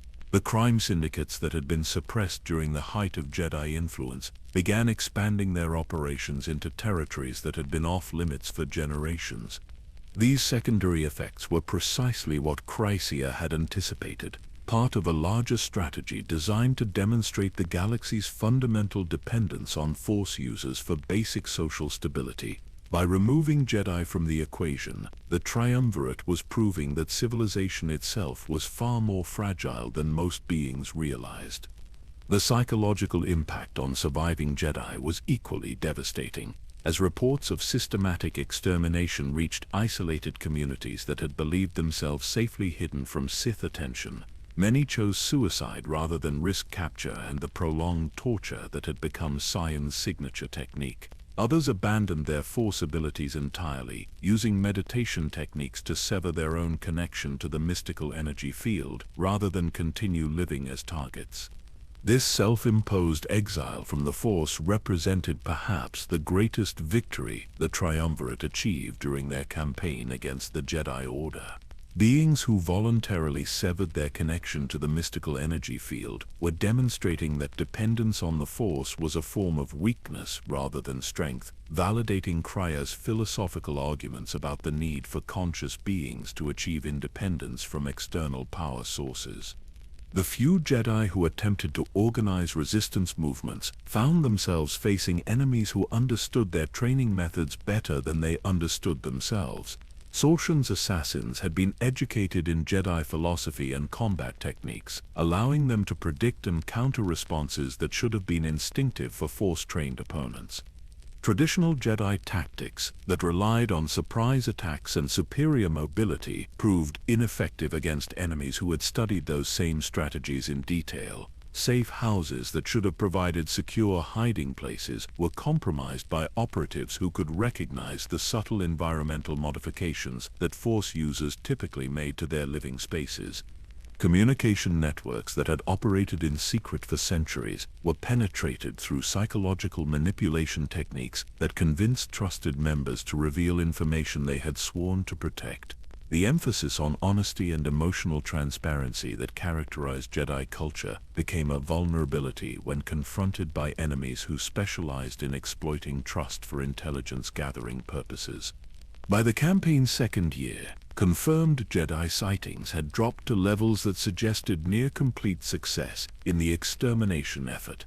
Entire sectors that had once hosted thriving Force-sensitive communities reported no significant Jedi activity for months at a time. The few survivors had either gone so deep into hiding that they were effectively removed from galactic affairs or had abandoned their Force abilities entirely. The Academy's archives contained detailed records of over 3,000 confirmed Jedi deaths, each documented through holographic recordings that captured not only the moment of execution, but the psychological breakdown that preceded it. These recordings served both as training materials for new assassins and as research data for experiments designed to refine torture techniques for maximum effectiveness. But beneath the statistical success of the operation, something more profound was occurring that none of the Triumvirate members fully understood at the time. The systematic elimination of beings who represented hope and healing was creating a wound in the galactic consciousness that went far deeper than mere military victory. The Force itself seemed to be responding to the wholesale destruction of its most devoted servants, though the nature of that response remained hidden beneath layers of dark side energy that obscured conventional perception. Somewhere in the vast tapestry of galactic events, patterns were shifting in ways that would eventually challenge everything the Triumvirate believed about their control over the mystical forces they sought to master. Years blended into decades as Sion's existence settled into patterns that operated outside conventional measurements of time. His consciousness had evolved beyond the linear progression that defined ordinary experience, existing instead in a state of perpetual present where past suffering and future agony merged into a continuous stream of sensation that fueled his continued survival. The galaxy had changed profoundly during the Triumvirate's reign, transformed from a civilization that took the presence of Jedi protectors for granted into something resembling a vast prison where fear governed every significant decision. Entire sectors had fallen under the direct control of Sith-affiliated organizations that operated with impunity, knowing that no Force-wielding champions remained to challenge their authority. Trade networks that had flourished under Jedi protection collapsed as merchant vessels became easy targets for pirates who no longer feared retaliation from lightsaber-wielding peacekeepers. Slavery, which had been systematically suppressed during the height of Jedi influence, experienced a renaissance as criminal syndicates expanded their operations into territories that had been off-limits for millennia. But it was the psychological transformation of galactic civilization that represented the Triumvirate's most significant achievement. Populations that had grown accustomed to the security provided by Jedi guardians found themselves adapting to a reality where violence was the primary method for resolving disputes. The moral frameworks that had guided interspecies relations for thousands of years began crumbling as beings discovered that principles like justice and compassion held little practical value in a universe ruled by strength alone. Sion moved through this transformed galaxy like a legend given physical form, his appearances becoming the stuff of whispered stories that spread through cantinas and spaceports wherever survivors gathered to share tales of horror. Each sighting added new details to his mythological status, though the truth of his condition exceeded even the most exaggerated rumors. Planetary security forces had learned to recognize the signs that preceded his arrival. Electronic systems would begin malfunctioning without apparent cause, their circuits overloaded by dark side energy that preceded him like an invisible storm. Domesticated animals would flee populated areas days before he actually appeared, their primitive nervous systems detecting threats that technological sensors could not register.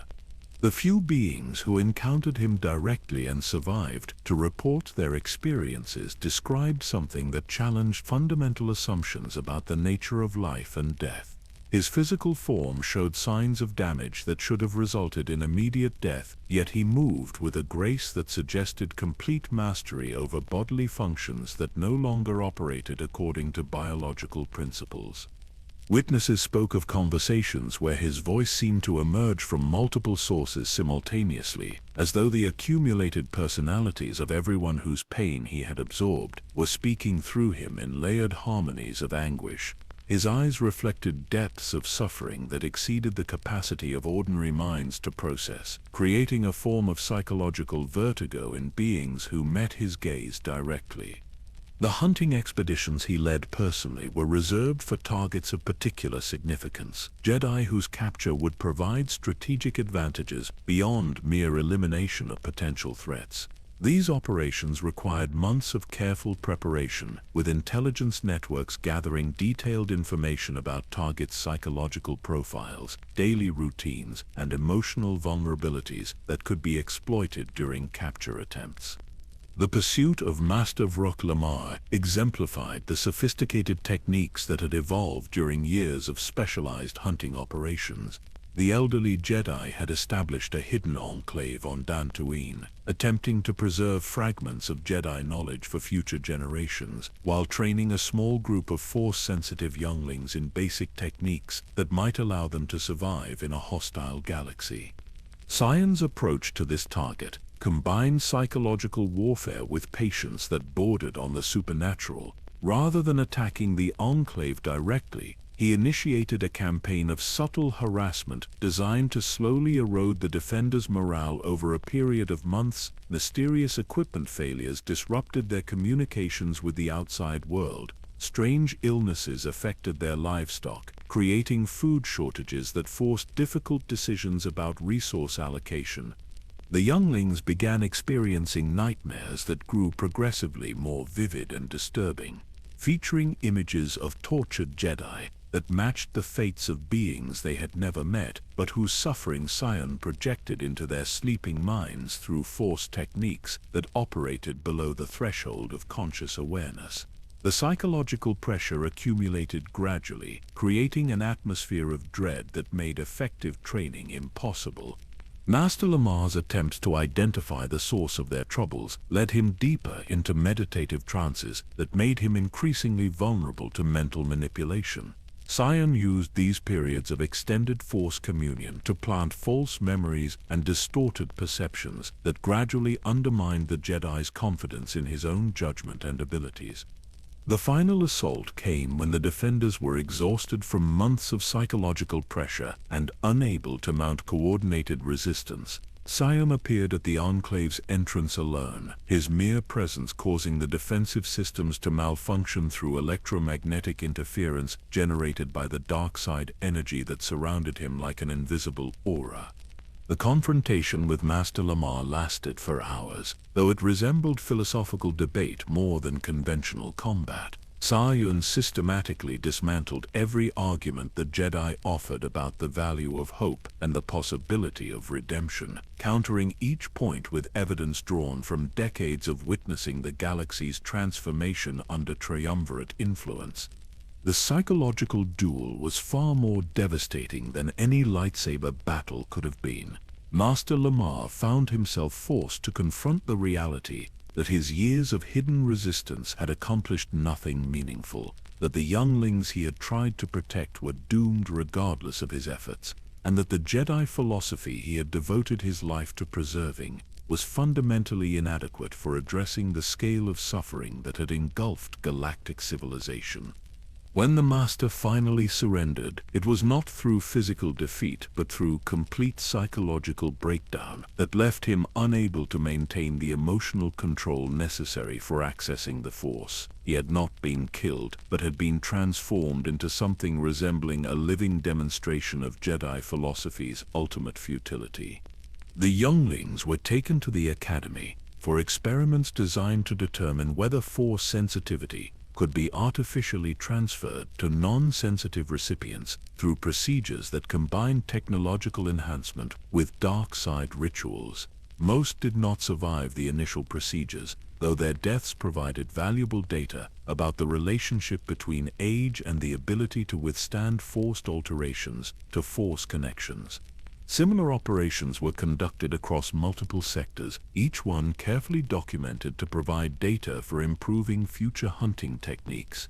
The accumulated intelligence created a comprehensive database of information about Jedi psychology and tactical methods that made subsequent operations increasingly efficient. But perhaps the most significant development during this period was the gradual deterioration of the Triumvirate's internal cohesion. The years of shared isolation on Malachor V had created tensions between members whose fundamental natures were becoming increasingly incompatible as their individual transformations continued.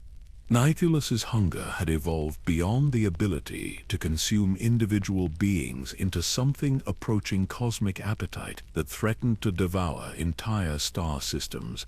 His feeding requirements were beginning to exceed the Triumvirate's ability to provide suitable targets without risking the complete depopulation of sectors that still served useful purposes for their overall strategy.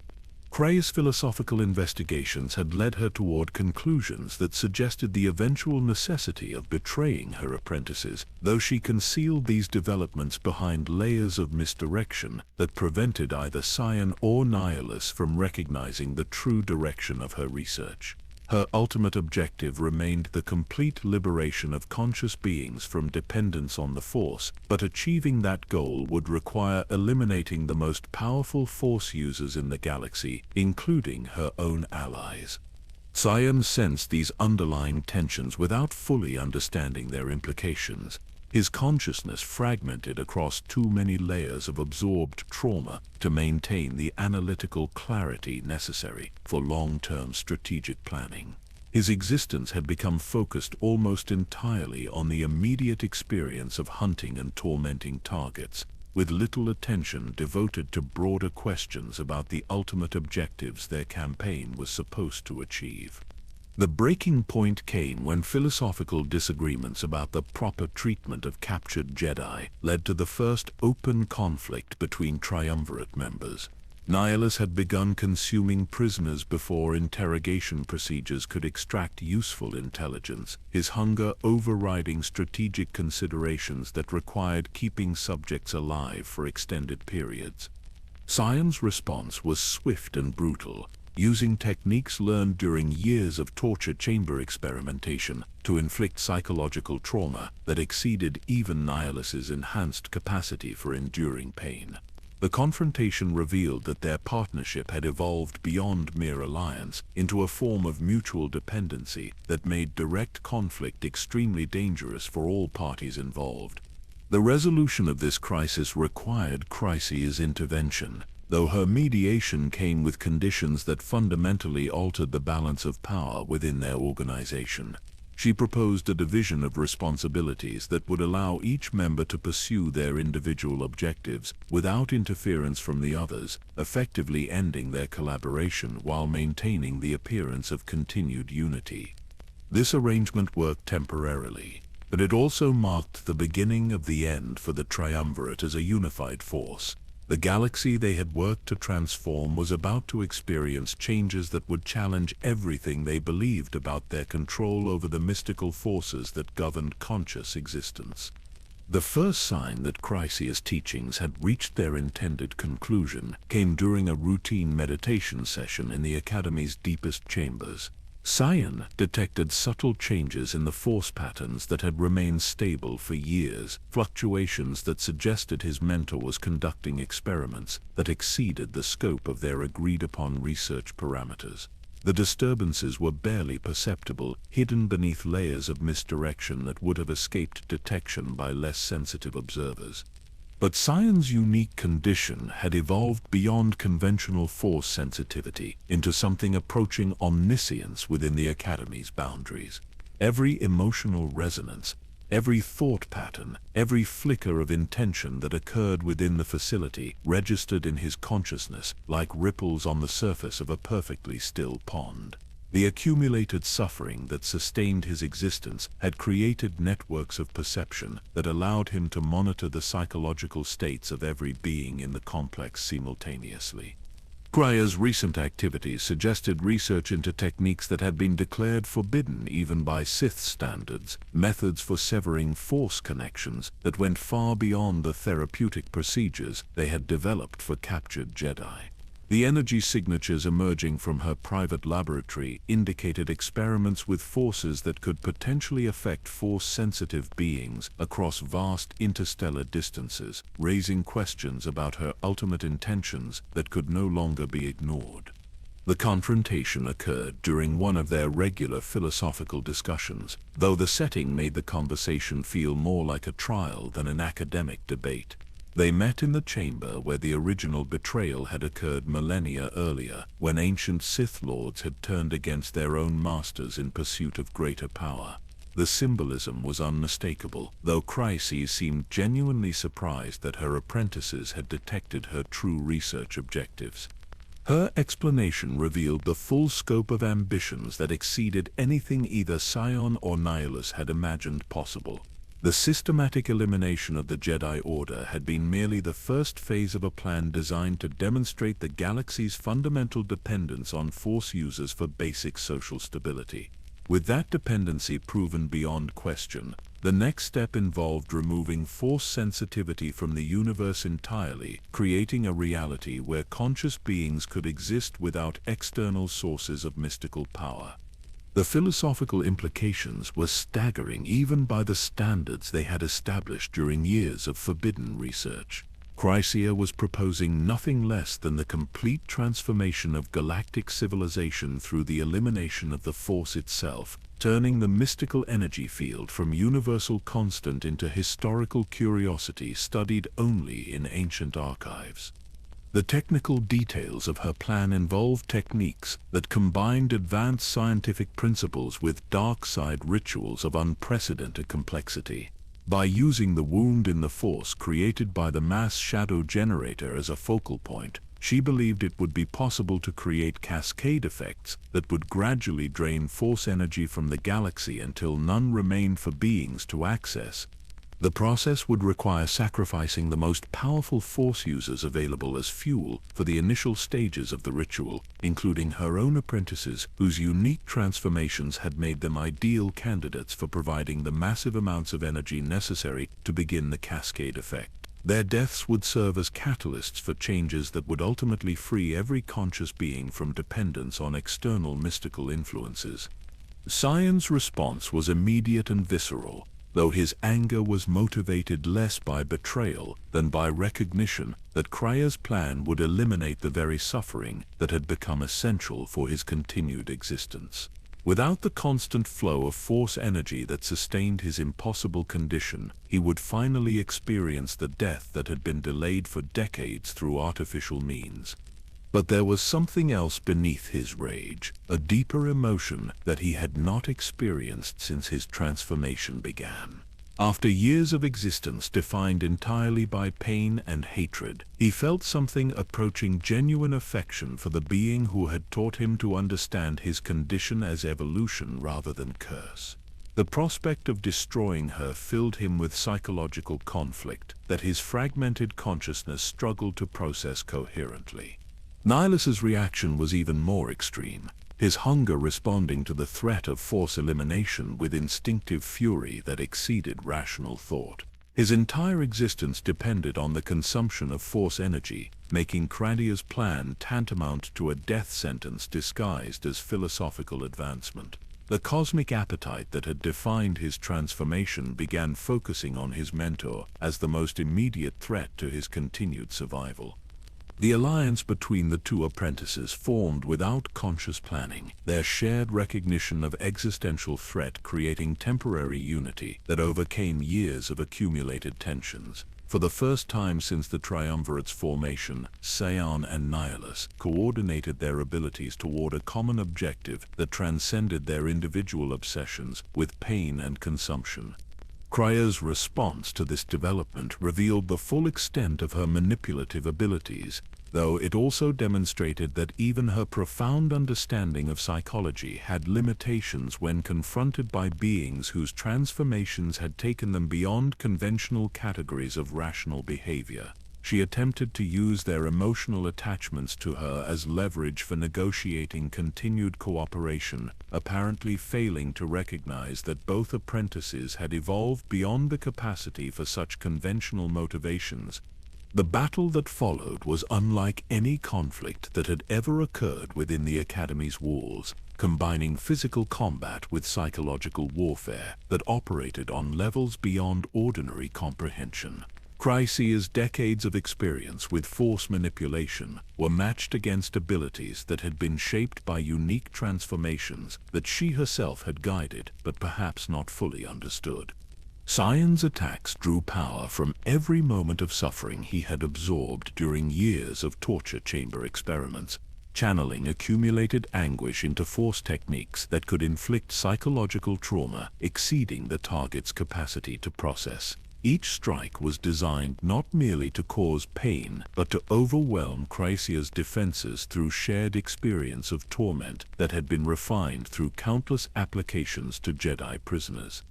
Nihilus contributed by attempting to drain her life force directly, his hunger seeking to consume the vast reserves of Force energy that sustained her enhanced abilities.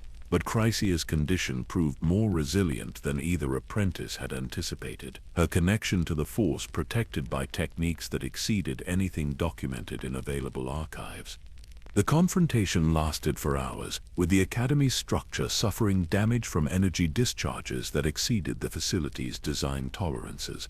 Ancient Sith architecture that had withstood millennia of dark side exposure began showing stress fractures as forces beyond the builders' imaginations were unleashed within chambers never intended to contain such concentrated malevolence. The turning point came when Sion realized that conventional combat techniques would prove insufficient against an opponent whose understanding of force manipulation exceeded his own, despite his unique advantages. Drawing on knowledge gained through years of absorbing others' memories, he began using psychological attacks based on Kria's own emotional vulnerabilities rather than attempting to overwhelm her through raw power alone. The strategy proved devastatingly effective, exploiting doubts about her philosophical conclusions that she had suppressed beneath layers of intellectual rationalization. By forcing her to confront the possibility that eliminating the Force might destroy everything valuable about conscious existence, rather than liberating beings from external dependence, he created openings in her defenses that allowed more direct attacks to penetrate her protective techniques. When Chrysia finally fell, defeated not through superior force, but through careful exploitation of internal contradictions in her worldview, the victory felt hollow despite its strategic necessity. Both apprentices recognized that they had destroyed the source of knowledge that had made their continued evolution possible, leaving them isolated with abilities they only partially understood and objectives they could no longer clearly define. The decision to strip her of force sensitivity rather than killing her outright was motivated by considerations that exceeded mere cruelty, though the psychological impact was far more devastating than death would have been. By severing her connection to the mystical energy field that had defined her existence for decades, they transformed her from master manipulator into ordinary being whose profound knowledge became academically interesting but practically useless. Her exile from the Academy marked the end of the Triumvirate as a unified organization, though both remaining members continued operating from their shared base on Malachor V. The philosophical framework that had guided their activities was gone, replaced by individual pursuits that lacked the coordinated vision that had made their earlier campaigns so devastatingly effective. But perhaps most significantly, the betrayal had revealed fundamental flaws in their understanding of their own transformations. The very abilities that had allowed them to defeat their mentor were symptoms of dependence on external forces that they had failed to recognize. Despite years of studying similar conditions in captured subjects, they had become living contradictions, beings who sought independence from the Force while remaining utterly dependent on its dark side energies for continued existence. The disturbance in the Force arrived without warning, rippling across the galaxy like the shockwave from some cosmic explosion that existed only in dimensions beyond ordinary perception. Saurian felt it first as a discordant note in the symphony of suffering that had become his constant companion, a presence that seemed to absorb pain rather than generate it. This anomaly defied everything he understood about Force-sensitive beings, representing something unprecedented in his decades of hunting Jedi survivors. The reports filtering back from his network of informants described incidents that challenged conventional understanding of how Force users interacted with their environment. A former Jedi had emerged from hiding on Perigus, but rather than radiating the typical signatures that made Force-sensitive beings detectable to his hunters, this individual seemed to exist in a void that absorbed mystical energy from surrounding areas. Intelligence gathered from Talos revealed encounters with someone who could walk through crowds of beings without registering in the Force awareness of trained sensitives, as though their presence created dead zones in the mystical energy field rather than contributing to its flow. Witnesses described conversations where the individual's words carried weight that exceeded their apparent emotional content, suggesting abilities that operated through mechanisms completely different from conventional Force techniques. The most disturbing aspect of these reports was their description of the effect this presence had on other Force users. Beings who encountered the anomalous individual found their own connections to the mystical energy field either dramatically enhanced or completely severed, depending on factors that remained impossible to predict. Some experienced sudden increases in power that exceeded their previous limitations, while others lost their abilities entirely within moments of direct contact. Said reaction to this information was complex, combining the predatory excitement he felt when confronted with worthy prey, and something approaching genuine curiosity about phenomena that exceeded his accumulated knowledge. Years of torture chamber experiments had taught him to recognize every form of force manipulation documented in Jedi or Sith archives, but this individual represented something entirely new. The decision to personally oversee the hunt for this target was motivated by considerations that exceeded mere tactical advantage. His existence had become defined by the pursuit and torment of beings whose suffering could be absorbed into his own consciousness, but the prospect of encountering someone who might be immune to such techniques offered possibilities that both thrilled and disturbed him. The chase led him across multiple star systems, following a trail of force disturbances that created patterns unlike anything in his experience.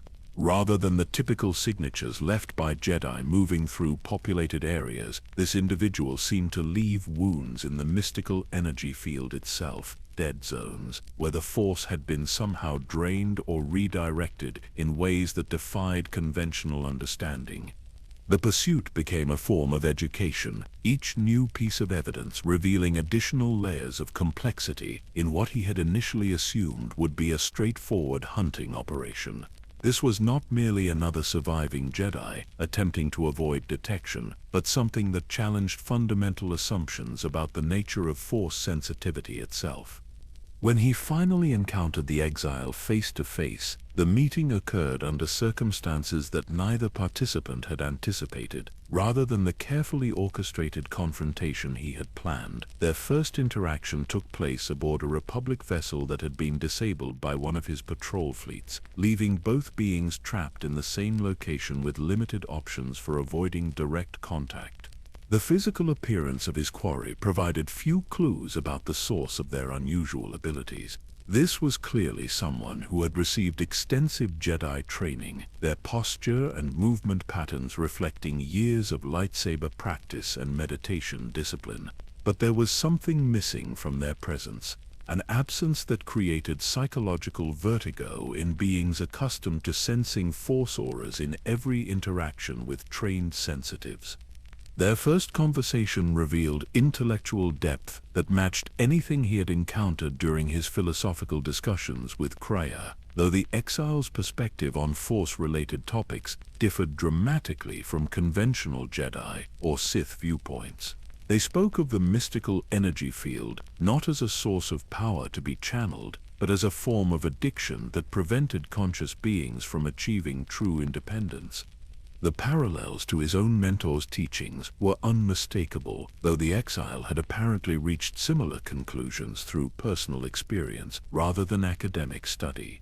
They described the process of severing their connection to the Force as liberation from external dependence, claiming that true strength could only be achieved by beings who relied entirely on their own resources rather than drawing power from mystical sources. But there was something else beneath their words, an emotional resonance that Sion's enhanced empathic abilities detected, despite the Exile's attempts at maintaining conventional Jedi emotional control. This individual carried psychological wounds that exceeded even his own accumulated trauma, scars from experiences that had fundamentally altered their relationship to existence itself. The realization that he was facing someone whose suffering might exceed his own created fascination that overwhelmed his initial predatory instincts. For the first time in decades, he found himself genuinely curious about another being's experiences rather than simply seeking opportunities to absorb their pain for his own sustenance. Their philosophical exchanges continued over several days as circumstances forced them to remain in proximity while the disabled vessel underwent repairs. The Exile's perspective on the relationship between strength and suffering resonated with insights he had gained through his own transformation, though their conclusions differed in significant ways. Where Sion had learned to use pain as fuel for continued existence, the Exile advocated for complete separation from external power sources as the only path toward true strength. They argued that dependence on the Force, whether through light or dark side techniques, represented a form of spiritual weakness that prevented beings from achieving their full potential as independent conscious entities. These discussions revealed layers of complexity in the Exile's condition that exceeded his initial analysis. Their separation from the Force was not the simple severing technique he had observed in captured Jedi who had been subjected to Academy experimentation, but something far more profound that had occurred through mechanisms he could not immediately understand. The opportunity to study such a unique specimen proved irresistible, despite the strategic complications involved. Rather than attempting immediate capture, he chose to observe the Exile's interactions with other beings, noting how their presence affected Force-sensitive individuals in ways that conventional analysis could not predict. The pattern that emerged was both fascinating and disturbing. Beings who spent extended time in the Exile's presence either experienced dramatic enhancement of their Force abilities or lost them entirely, with the determining factors remaining unclear despite careful observation. The process seemed to operate through psychological mechanisms rather than direct mystical manipulation, as though the Exile's mere existence challenged fundamental assumptions about Force dependence. But perhaps most significantly, Sion began experiencing changes in his own condition during their extended interactions. The constant pain that sustained his impossible existence remained present, but its quality shifted in subtle ways that suggested his relationship to suffering was being influenced by proximity to someone who had achieved genuine independence from external power sources. The philosophical implications were profound enough to override his initial hunting instincts entirely. Rather than seeking to capture or kill the Exile, he found himself drawn into intellectual exchanges that exceeded anything he had experienced since his conversations with Chrysia during the Academy's Reconstruction period. These discussions revealed that the Exile's transformation had occurred during the mass shadow generator's activation at Malachor V, the same event that had created his own impossible condition. But where the weapon's effects had turned him into something sustained by pain and hatred, it had somehow granted the Exile complete freedom from Force dependence through mechanisms that remained beyond his comprehension. The realization that they were both products of the same cosmic catastrophe created a sense of kinship that transcended their apparent philosophical differences. They had been shaped by identical forces but had emerged as complementary opposites, one representing absolute dependence on mystical energy and the other embodying complete independence from external power sources. As their encounters continued across multiple star systems, Sion began questioning assumptions about his own condition that had remained unexamined for decades. The Exile's mere existence proved that alternatives to Force dependence were possible, raising disturbing questions about whether his transformation represented evolution or elaborate self-deception. But more troubling than these intellectual concerns was the emotional response he found himself developing toward someone who should have been merely another target for capture and experimentation. The accumulated suffering that defined his existence was beginning to incorporate new elements that resembled something he had not experienced since his years as a healer, emotions that might have been called affection or even love if applied to a being still capable of such conventional responses. The implications of these developments extended far beyond personal psychological changes.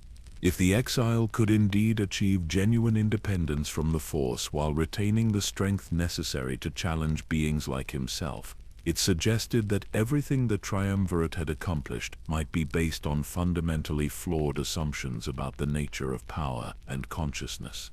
The return to Malachor V felt like descending into the depths of his own consciousness, each layer of the planet's poisoned atmosphere carrying echoes of the transformation that had begun decades earlier in these same toxic ruins. The Exile's ship cut through gravitational anomalies that still plagued the system, navigating between chunks of matter that hung suspended in impossible configurations, held aloft by residual effects from the mass shadow generator's activation. Sanan waited in the deepest chambers of the reconstructed Treyas Academy, surrounded by the accumulated artifacts of his years as Lord of Pain. Torture devices that had been used to break hundreds of Jedi prisoners lined the walls like grotesque sculptures, their surfaces stained with evidence of suffering that had been systematically harvested for his sustenance.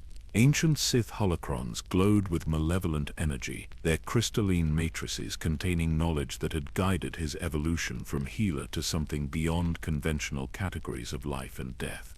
The Academy's architecture had been modified over the years to channel the planet's dark side energies more efficiently, creating focusing chambers where concentrated malevolence could be directed toward specific objectives.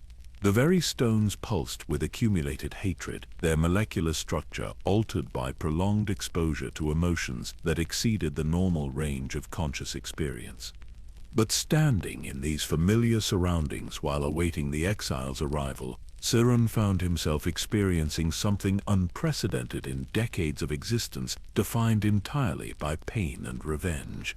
The philosophical discussions that had occurred during their previous encounters had planted seeds of doubt that were now flowering into full-scale questioning of everything he had accepted as fundamental truth. The sound of lightsaber combat echoing through the Academy's upper levels announced the Exile's progress through defenses that had been designed to challenge the most powerful Force users. Sion listened with professional interest as his remaining assassins were systematically eliminated, their death cries providing familiar nourishment while also serving as countdown to a confrontation that would determine the future course of his existence. The first direct combat between them occurred in the Academy's central meditation chamber, where the wound in the Force created by the mass shadow generator provided amplification for techniques that drew power from cosmic-scale suffering. Sion entered the battle, confident that his accumulated advantages would prove decisive against an opponent whose separation from the Force should have limited their combat effectiveness. The reality proved far more complex than his tactical analysis had suggested. While the Exile lacked conventional Force enhancement, their lightsaber techniques demonstrated mastery that exceeded anything achievable through purely physical training. Each movement seemed calculated to exploit weaknesses in his defense that should have been invisible to someone without Force-enhanced perception. More disturbing was the way their attacks seemed to target not his physical form, but the dark side energies that held his impossible existence together. Rather than attempting to cause conventional damage, the Exile's blade work focused on disrupting the pain-based techniques that sustained his consciousness, creating moments of clarity that revealed the true cost of his transformation. The battle lasted for hours, with both combatants testing abilities that operated through mechanisms neither fully understood. Sion's mastery of suffering-based Force techniques met resistance that exceeded anything he had encountered during decades of combat against conventional opponents. Each time he inflicted what should have been decisive damage, the Exile seemed to draw strength from sources that remained beyond his comprehension. But gradually, as the confrontation continued, he began to recognize patterns in the Exile's responses that suggested capabilities extending far beyond mere combat prowess. This individual was not simply fighting to win, but attempting to communicate concepts that exceeded the limitations of verbal exchange. Their lightsaber techniques carried philosophical arguments about the nature of strength and independence that challenged everything he had accepted about his own condition. The turning point came when one of the Exile's attacks penetrated his defenses completely, severing connections between his consciousness and the pain-based energy systems that sustained his existence. For a brief moment, he experienced something approaching normal human sensation, feeling his damaged body as it truly was, rather than through the filter of dark side enhancement. The revelation was devastating. Stripped of the constant agony that had defined his existence for decades, he could perceive the full extent of his physical deterioration with clarity that exceeded anything he had previously allowed himself to acknowledge. His body was essentially a corpse held together by hatred and malice, a collection of broken bones and damaged organs that should have ceased functioning years earlier. But within that moment of horrible clarity, he also experienced something that had been absent from his consciousness since his transformation began. The peace that came with accepting mortality rather than fighting against it, the relief that accompanied genuine rest after prolonged struggle, the freedom that existed only for beings willing to release their grip on existence itself. The exile's voice reached him through this revelation, offering not the taunts or threats he had expected from a victorious opponent, but something approaching compassion. They spoke of understanding gained through their own separation from external power sources, acknowledging the courage required to sustain existence through pure force of will, while also recognizing the ultimate futility of such resistance to natural processes. Their words carried weight that exceeded mere sympathy, suggesting personal experience with transformations that paralleled his own journey from conventional existence into something that transcended ordinary categories. The exile had also learned to exist independently of external support systems, though they had chosen separation from mystical dependence rather than absolute reliance on dark side energies. In that moment of perfect clarity, with his artificial support systems temporarily disrupted and his consciousness functioning without the constant filter of absorbed suffering, Sion finally understood what Chrysia had been attempting to teach through her elaborate manipulations. True strength lay not in the accumulation of power, but in the willingness to release attachments that prevented growth beyond current limitations. The choice before him was suddenly clear, despite its complexity. He could restore his pain-based existence and continue the eternal hunt that had defined his identity for decades. Or he could follow the exile's example and discover what lay beyond the artificial constraints he had accepted as fundamental reality. The decision required confronting fears that exceeded anything he had experienced during his transformation from healer to Sith Lord. Death had been his enemy for so long that accepting it as potential ally challenged every assumption that had guided his evolution. But the alternative was continuation of an existence that had revealed itself as elaborate self-deception disguised as transcendence. The process of releasing his grip on artificial life was more difficult than any torture he had endured during his years in the Academy's experimentation chambers. Each breath required conscious choice to stop fighting against natural processes that should have claimed him decades earlier. Every heartbeat became an opportunity to choose peace over the familiar agony that had sustained him through impossible circumstances. But as he began allowing his body to experience its true condition without dark side enhancement, something unexpected occurred. Rather than the simple death he had anticipated, he found himself experiencing a form of existence that transcended the binary between life and termination. The consciousness that had been sustained through accumulated suffering was discovering new sources of strength that did not require external power sources. The exile remained present throughout this process, offering support that exceeded mere witnessing of another being's transformation. Their presence seemed to anchor his consciousness during moments when the transition between different modes of existence threatened to overwhelm his ability to maintain coherent identity. The final moments of his pain-based existence were marked not by the dramatic dissolution he had expected, but by gradual recognition that death and transcendence might be different aspects of the same fundamental process. The accumulated suffering that had defined his identity was revealing itself as preparation for something that exceeded the limitations of individual consciousness. As his body finally began shutting down systems that had been artificially maintained for decades, Sion experienced something that might have been called gratitude if applied to conventional emotional categories.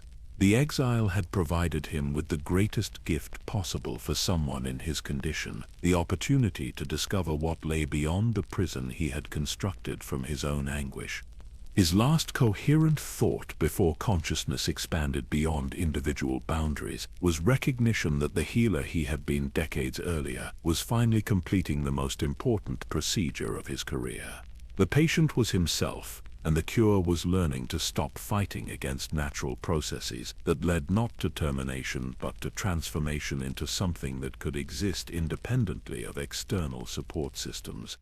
The Academy's chambers filled with silence that was not emptiness but completion. The absence of suffering that had echoed through these walls for years, finally replaced by something approaching peace.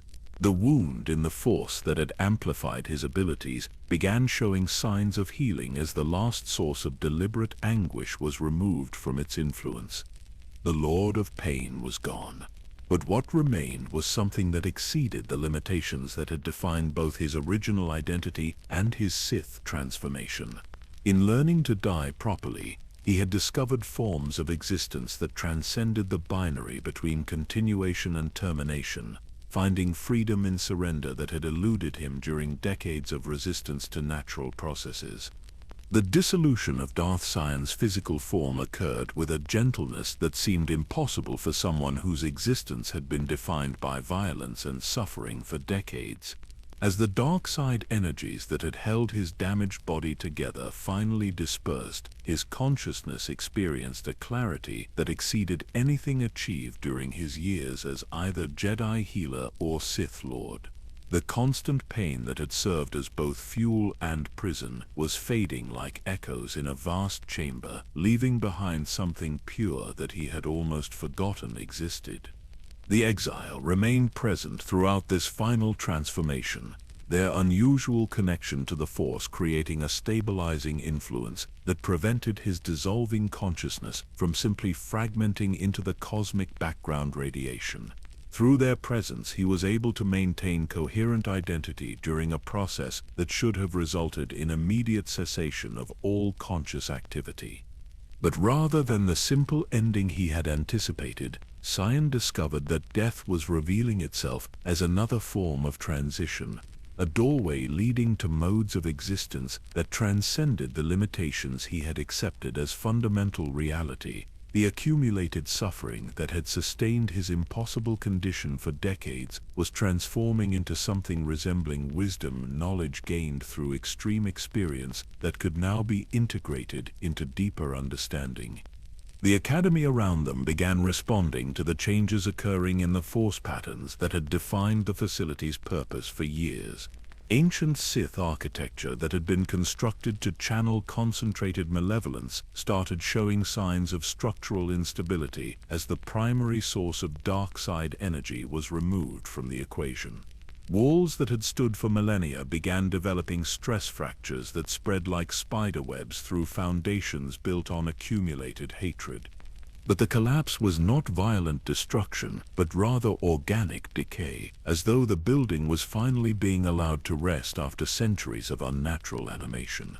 The stones that had been corrupted by prolonged exposure to concentrated suffering were returning to their original state, their molecular structure healing from damage that had exceeded normal material tolerances. The process created a strange beauty in the midst of dissolution, as chambers that had witnessed unspeakable tortures were cleansed by the simple absence of the anguish that had defined their function. Torture devices that had been powered by dark side energy ceased functioning as their mystical components lost connection to the malevolent forces that had sustained their operation. Through his expanding awareness, Sion could perceive the broader implications of his transformation extending far beyond the Academy's boundaries. The wound in the Force that had been created by the mass shadow generator was beginning to show signs of healing as the last deliberate source of suffering was removed from its influence. The gravitational anomalies that had plagued the Malachor system for decades started stabilizing as cosmic forces regained their natural balance. The realization that his death might contribute to healing damage that exceeded planetary scales filled him with something that could have been called joy if applied to his fragmenting consciousness. The healer he had been before his transformation was finally completing the most important procedure of his career, using his own dissolution as medicine for wounds that had infected the galaxy's spiritual foundation. The exile's voice reached him through the expanding silence, offering observations about the nature of transcendence that resonated with discoveries he was making about his own condition. They spoke of freedom that could only be achieved through complete release of attachments to individual existence, acknowledging that true strength lay in willingness to surrender rather than in endless struggle against natural processes. Their words carried authority that came from personal experience with similar transformations, suggesting that the path he was traveling had been explored by others who had chosen dissolution over artificial continuation. The loneliness that had characterized his existence for decades was fading as he recognized connections to beings who had made comparable journeys toward whatever lay beyond individual consciousness. But perhaps most significantly, he was beginning to understand that his years as the Lord of Pain had served a purpose that exceeded the simple accumulation of suffering for its own sake. Each being whose agony he had absorbed, every moment of anguish he had experienced, all the trauma that had been collected in his consciousness over decades of existence, was now available as raw material for something constructive rather than destructive. The knowledge gained through extreme suffering was transforming into wisdom that could contribute to healing rather than causing additional harm. The empathic abilities that had allowed him to absorb others' pain were revealing themselves as preparation for this final act of service, using accumulated understanding to ease transitions that other beings would eventually face. The philosophical framework that had guided his transformation from healer to Sith Lord was revealed as elaborate preparation for this moment of ultimate healing. Chrysia's teachings about transcendence through betrayal and loss had been pointing toward this conclusion, though even she had not fully understood the implications of her guidance. The betrayal that had seemed like failure was proving to be necessary preparation for success that exceeded conventional definitions.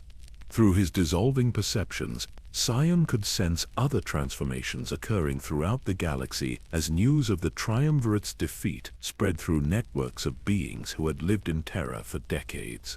Populations that had adapted to existence under Sith rule were beginning to remember possibilities that extended beyond survival through submission to overwhelming force. The psychological wounds that had been inflicted on galactic civilization during years of systematic oppression were showing signs of healing as the primary sources of deliberate trauma were removed from positions of influence.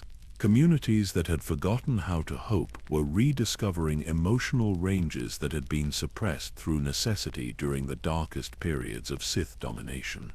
But the changes extended beyond mere political developments into realms that touched the fundamental nature of consciousness itself. The Force was revealing new possibilities for beings willing to explore relationships to mystical energy that transcended conventional categories of light and dark side manipulation.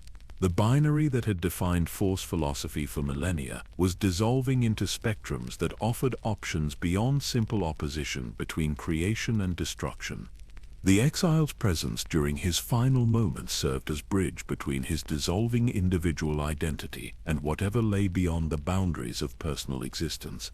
Through their unique connection to forces that operated independently of conventional force channeling, he was able to maintain coherent communication even as his consciousness expanded beyond the limitations that had defined his identity for decades. Their final conversation operated on levels that exceeded verbal exchange, occurring through direct sharing of understanding that bypassed the filters created by language and cultural conditioning. The wisdom he had accumulated through extreme suffering merged with knowledge the exile had gained through voluntary separation from external power sources, creating insights that neither could have achieved independently. The recognition that emerged from this synthesis exceeded anything documented in either Jedi or Sith archives, revealing possibilities for conscious existence that transcended dependence on mystical energy while remaining connected to the fundamental forces that governed reality. True strength lay not in manipulation of external sources, but in development of internal resources that could operate independently of environmental conditions. As his individual consciousness finally released its grip on the artificial structures that had sustained his existence for decades, Sion experienced something that might have been called peace if ordinary words could contain the vastness of what he was discovering. The constant agony that had defined his identity was transforming into understanding that encompassed not just his own suffering, but the entire spectrum of conscious experience. The healer, who had learned to absorb others' pain, was finally completing his evolution into something that could ease suffering on scales that exceeded individual treatment. His dissolution was contributing to healing that would ripple across the galaxy for generations, as the wounds inflicted by the Triumvirate's reign began closing through processes that he had helped initiate. The Academy's final collapse occurred with the gentleness of snow settling on peaceful landscapes, ancient stones returning to rest after millennia of unnatural animation. The silence that replaced years of screaming echoed with possibilities rather than emptiness, space cleared for new growth rather than simple absence of previous activity. The wound in the Force that had given birth to both his transformation and the Exile's unique condition was healing as cosmic forces regained their natural equilibrium. The gravitational anomalies that had torn Malachor V apart were stabilizing as the sources of deliberate disruption were removed from the equation. In his final moments of individual existence, Sion understood that death was not termination, but graduation into forms of consciousness that exceeded the limitations of biological existence. The suffering that had sustained him for decades was transforming into wisdom that would continue contributing to healing long after his personal identity had dissolved into the cosmic background. The Lord of Pain was gone, but what remained was something that transcended the categories that had defined both his original calling as healer and his transformation into Sith Lord. In learning to die properly, he had discovered forms of existence that offered genuine freedom from the cycles of suffering that had trapped him in artificial immortality for decades beyond his natural lifespan. In the aftermath of dissolution, something resembling silence settled over the ruins of Malachor V, though it was not the emptiness of death, but rather the profound quiet that follows the end of a storm that has raged for decades. The gravitational anomalies that had torn the planet apart were slowly stabilizing, chunks of matter that had hung suspended in impossible configurations beginning their gentle drift back toward the surface, where they would eventually find rest among the ancient stones. The Academy's collapse had revealed chambers that predated even the oldest Sith construction, spaces carved from living rock by beings whose names had been forgotten before galactic civilization began recording its history. These deepest foundations remained intact despite the violence that had occurred in the structures above, their walls bearing no trace of the suffering that had been systematically harvested in more recent times. Water began seeping into the lower levels for the first time in millennia, following underground channels that had been blocked by the Academy's construction. The liquid carried mineral deposits that would eventually transform the torture chambers into something resembling natural caves, washing away the stains and scars that had marked decades of deliberate cruelty with the patient persistence that characterized planetary healing processes. The Exile walked through these transforming spaces with reverence that exceeded mere archaeological curiosity, recognizing that they were witnessing the closing of wounds that had infected not just this world, but the galaxy's spiritual foundation. Each chamber they entered showed signs of change that suggested forces beyond conventional understanding were working to restore balance that had been disrupted by artificial means. In the deepest meditation chamber, where Sion's transformation had finally reached completion, the air itself seemed lighter despite the absence of atmospheric processing equipment. The oppressive weight that had characterized the Academy's atmosphere for years was lifting like fog dispersing under morning sunlight, revealing spaces that could once again support life rather than merely sustaining existence through concentrated malevolence. The wound in the force that had been created by the mass shadow generator's activation was showing the first signs of genuine healing, cosmic energies beginning to flow through patterns that resembled their configuration before artificial disruption had torn reality apart at the quantum level. The process would take centuries to complete, but the foundation for recovery had been established through sacrifices that exceeded simple military victory. Across the galaxy, beings who had lived under the shadow of Sith oppression were experiencing changes that transcended mere political liberation. The systematic elimination of hope that had characterized triumvirate policy was reversing itself as populations rediscovered emotional ranges that had been suppressed through necessity during the darkest periods of their recent history. Children who had grown up knowing only fear and submission were learning to play again, their laughter creating harmonics in the force that resonated with frequencies absent from galactic consciousness for decades. Parents who had forgotten how to dream of better futures for their offspring found themselves making plans that extended beyond simple survival through submission to overwhelming force. The Jedi who had survived the purges began emerging from hiding, their presence no longer carrying the death sentence that had characterized public force use during the height of Sith power. But these survivors carried wisdom gained through extreme adversity, understanding about the nature of strength and compassion that exceeded anything documented in the archives of their predecessors. They spoke of redemption not as abstract philosophical concept, but as practical process that could transform even the most corrupted beings through application of patience and genuine understanding. The story of Darth Sion's final transformation became teaching material for new generations of Force users, demonstrating that the path toward peace remained available even for those who had traveled furthest into darkness.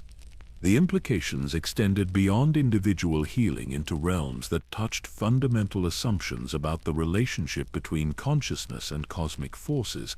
The binary opposition between light and dark side philosophy was revealing itself as incomplete framework that failed to encompass the full spectrum of possibilities available to beings willing to explore beyond conventional categories. New forms of Force study emerged that emphasized balance and integration rather than choosing sides in eternal conflict between creation and destruction. Students learned techniques that drew from both traditional approaches while avoiding the extremes that had led previous generations into destructive patterns of behavior. The Academy's ruins became pilgrimage destination for beings seeking understanding about the nature of transformation and redemption, though visitors found only empty chambers that offered no easy answers to complex questions about the relationship between suffering and wisdom. The most profound lessons were discovered not in artifacts or recordings, but in the silence itself, spaces cleared of accumulated anguish where contemplation could occur without interference from external sources of trauma. Over time, the planet's surface began showing signs of ecological recovery that exceeded scientific projections based on conventional terraforming techniques. Plant life emerged from seeds that had remained dormant in underground chambers, their growth patterns suggesting adaptation to environmental conditions that no longer included concentrated dark side radiation. The first flowers to bloom in the Academy's courtyard were small and unpretentious, their petals reflecting colors that seemed impossibly vibrant against the backdrop of ancient stone. These were not species that had existed on Malachor V before its destruction, but rather new forms of life that had evolved specifically to thrive in soil that had been enriched by the dissolution of artificial constraints on natural processes. Seasons returned to regions that had experienced only eternal twilight for decades, as atmospheric disturbances caused by gravitational anomalies gradually stabilized into weather patterns that could support diverse ecosystems. The planet was learning to breathe again after holding its breath through catastrophes that had exceeded the normal range of cosmic events. In the deepest archives of rebuilt civilization, scholars would eventually record the complete story of Darth Sion's journey, from healer to monster to redeemed consciousness, though their accounts would necessarily fail to capture the full significance of transformations that operated on levels beyond ordinary comprehension. The true meaning lay not in historical facts, but in understanding that redemption remained possible even for beings who had traveled beyond conventional categories of salvation. The whisper that had begun as accumulated suffering across millennia had transformed into something resembling music harmonics that carried messages of hope across interstellar distances to beings who had forgotten that such emotions existed. The Lord of Pain's final gift to the galaxy was proof that consciousness could transcend the limitations that seemed absolute, that death could serve life, and that even the deepest wounds could eventually heal when tended by wisdom gained through experience that exceeded ordinary endurance.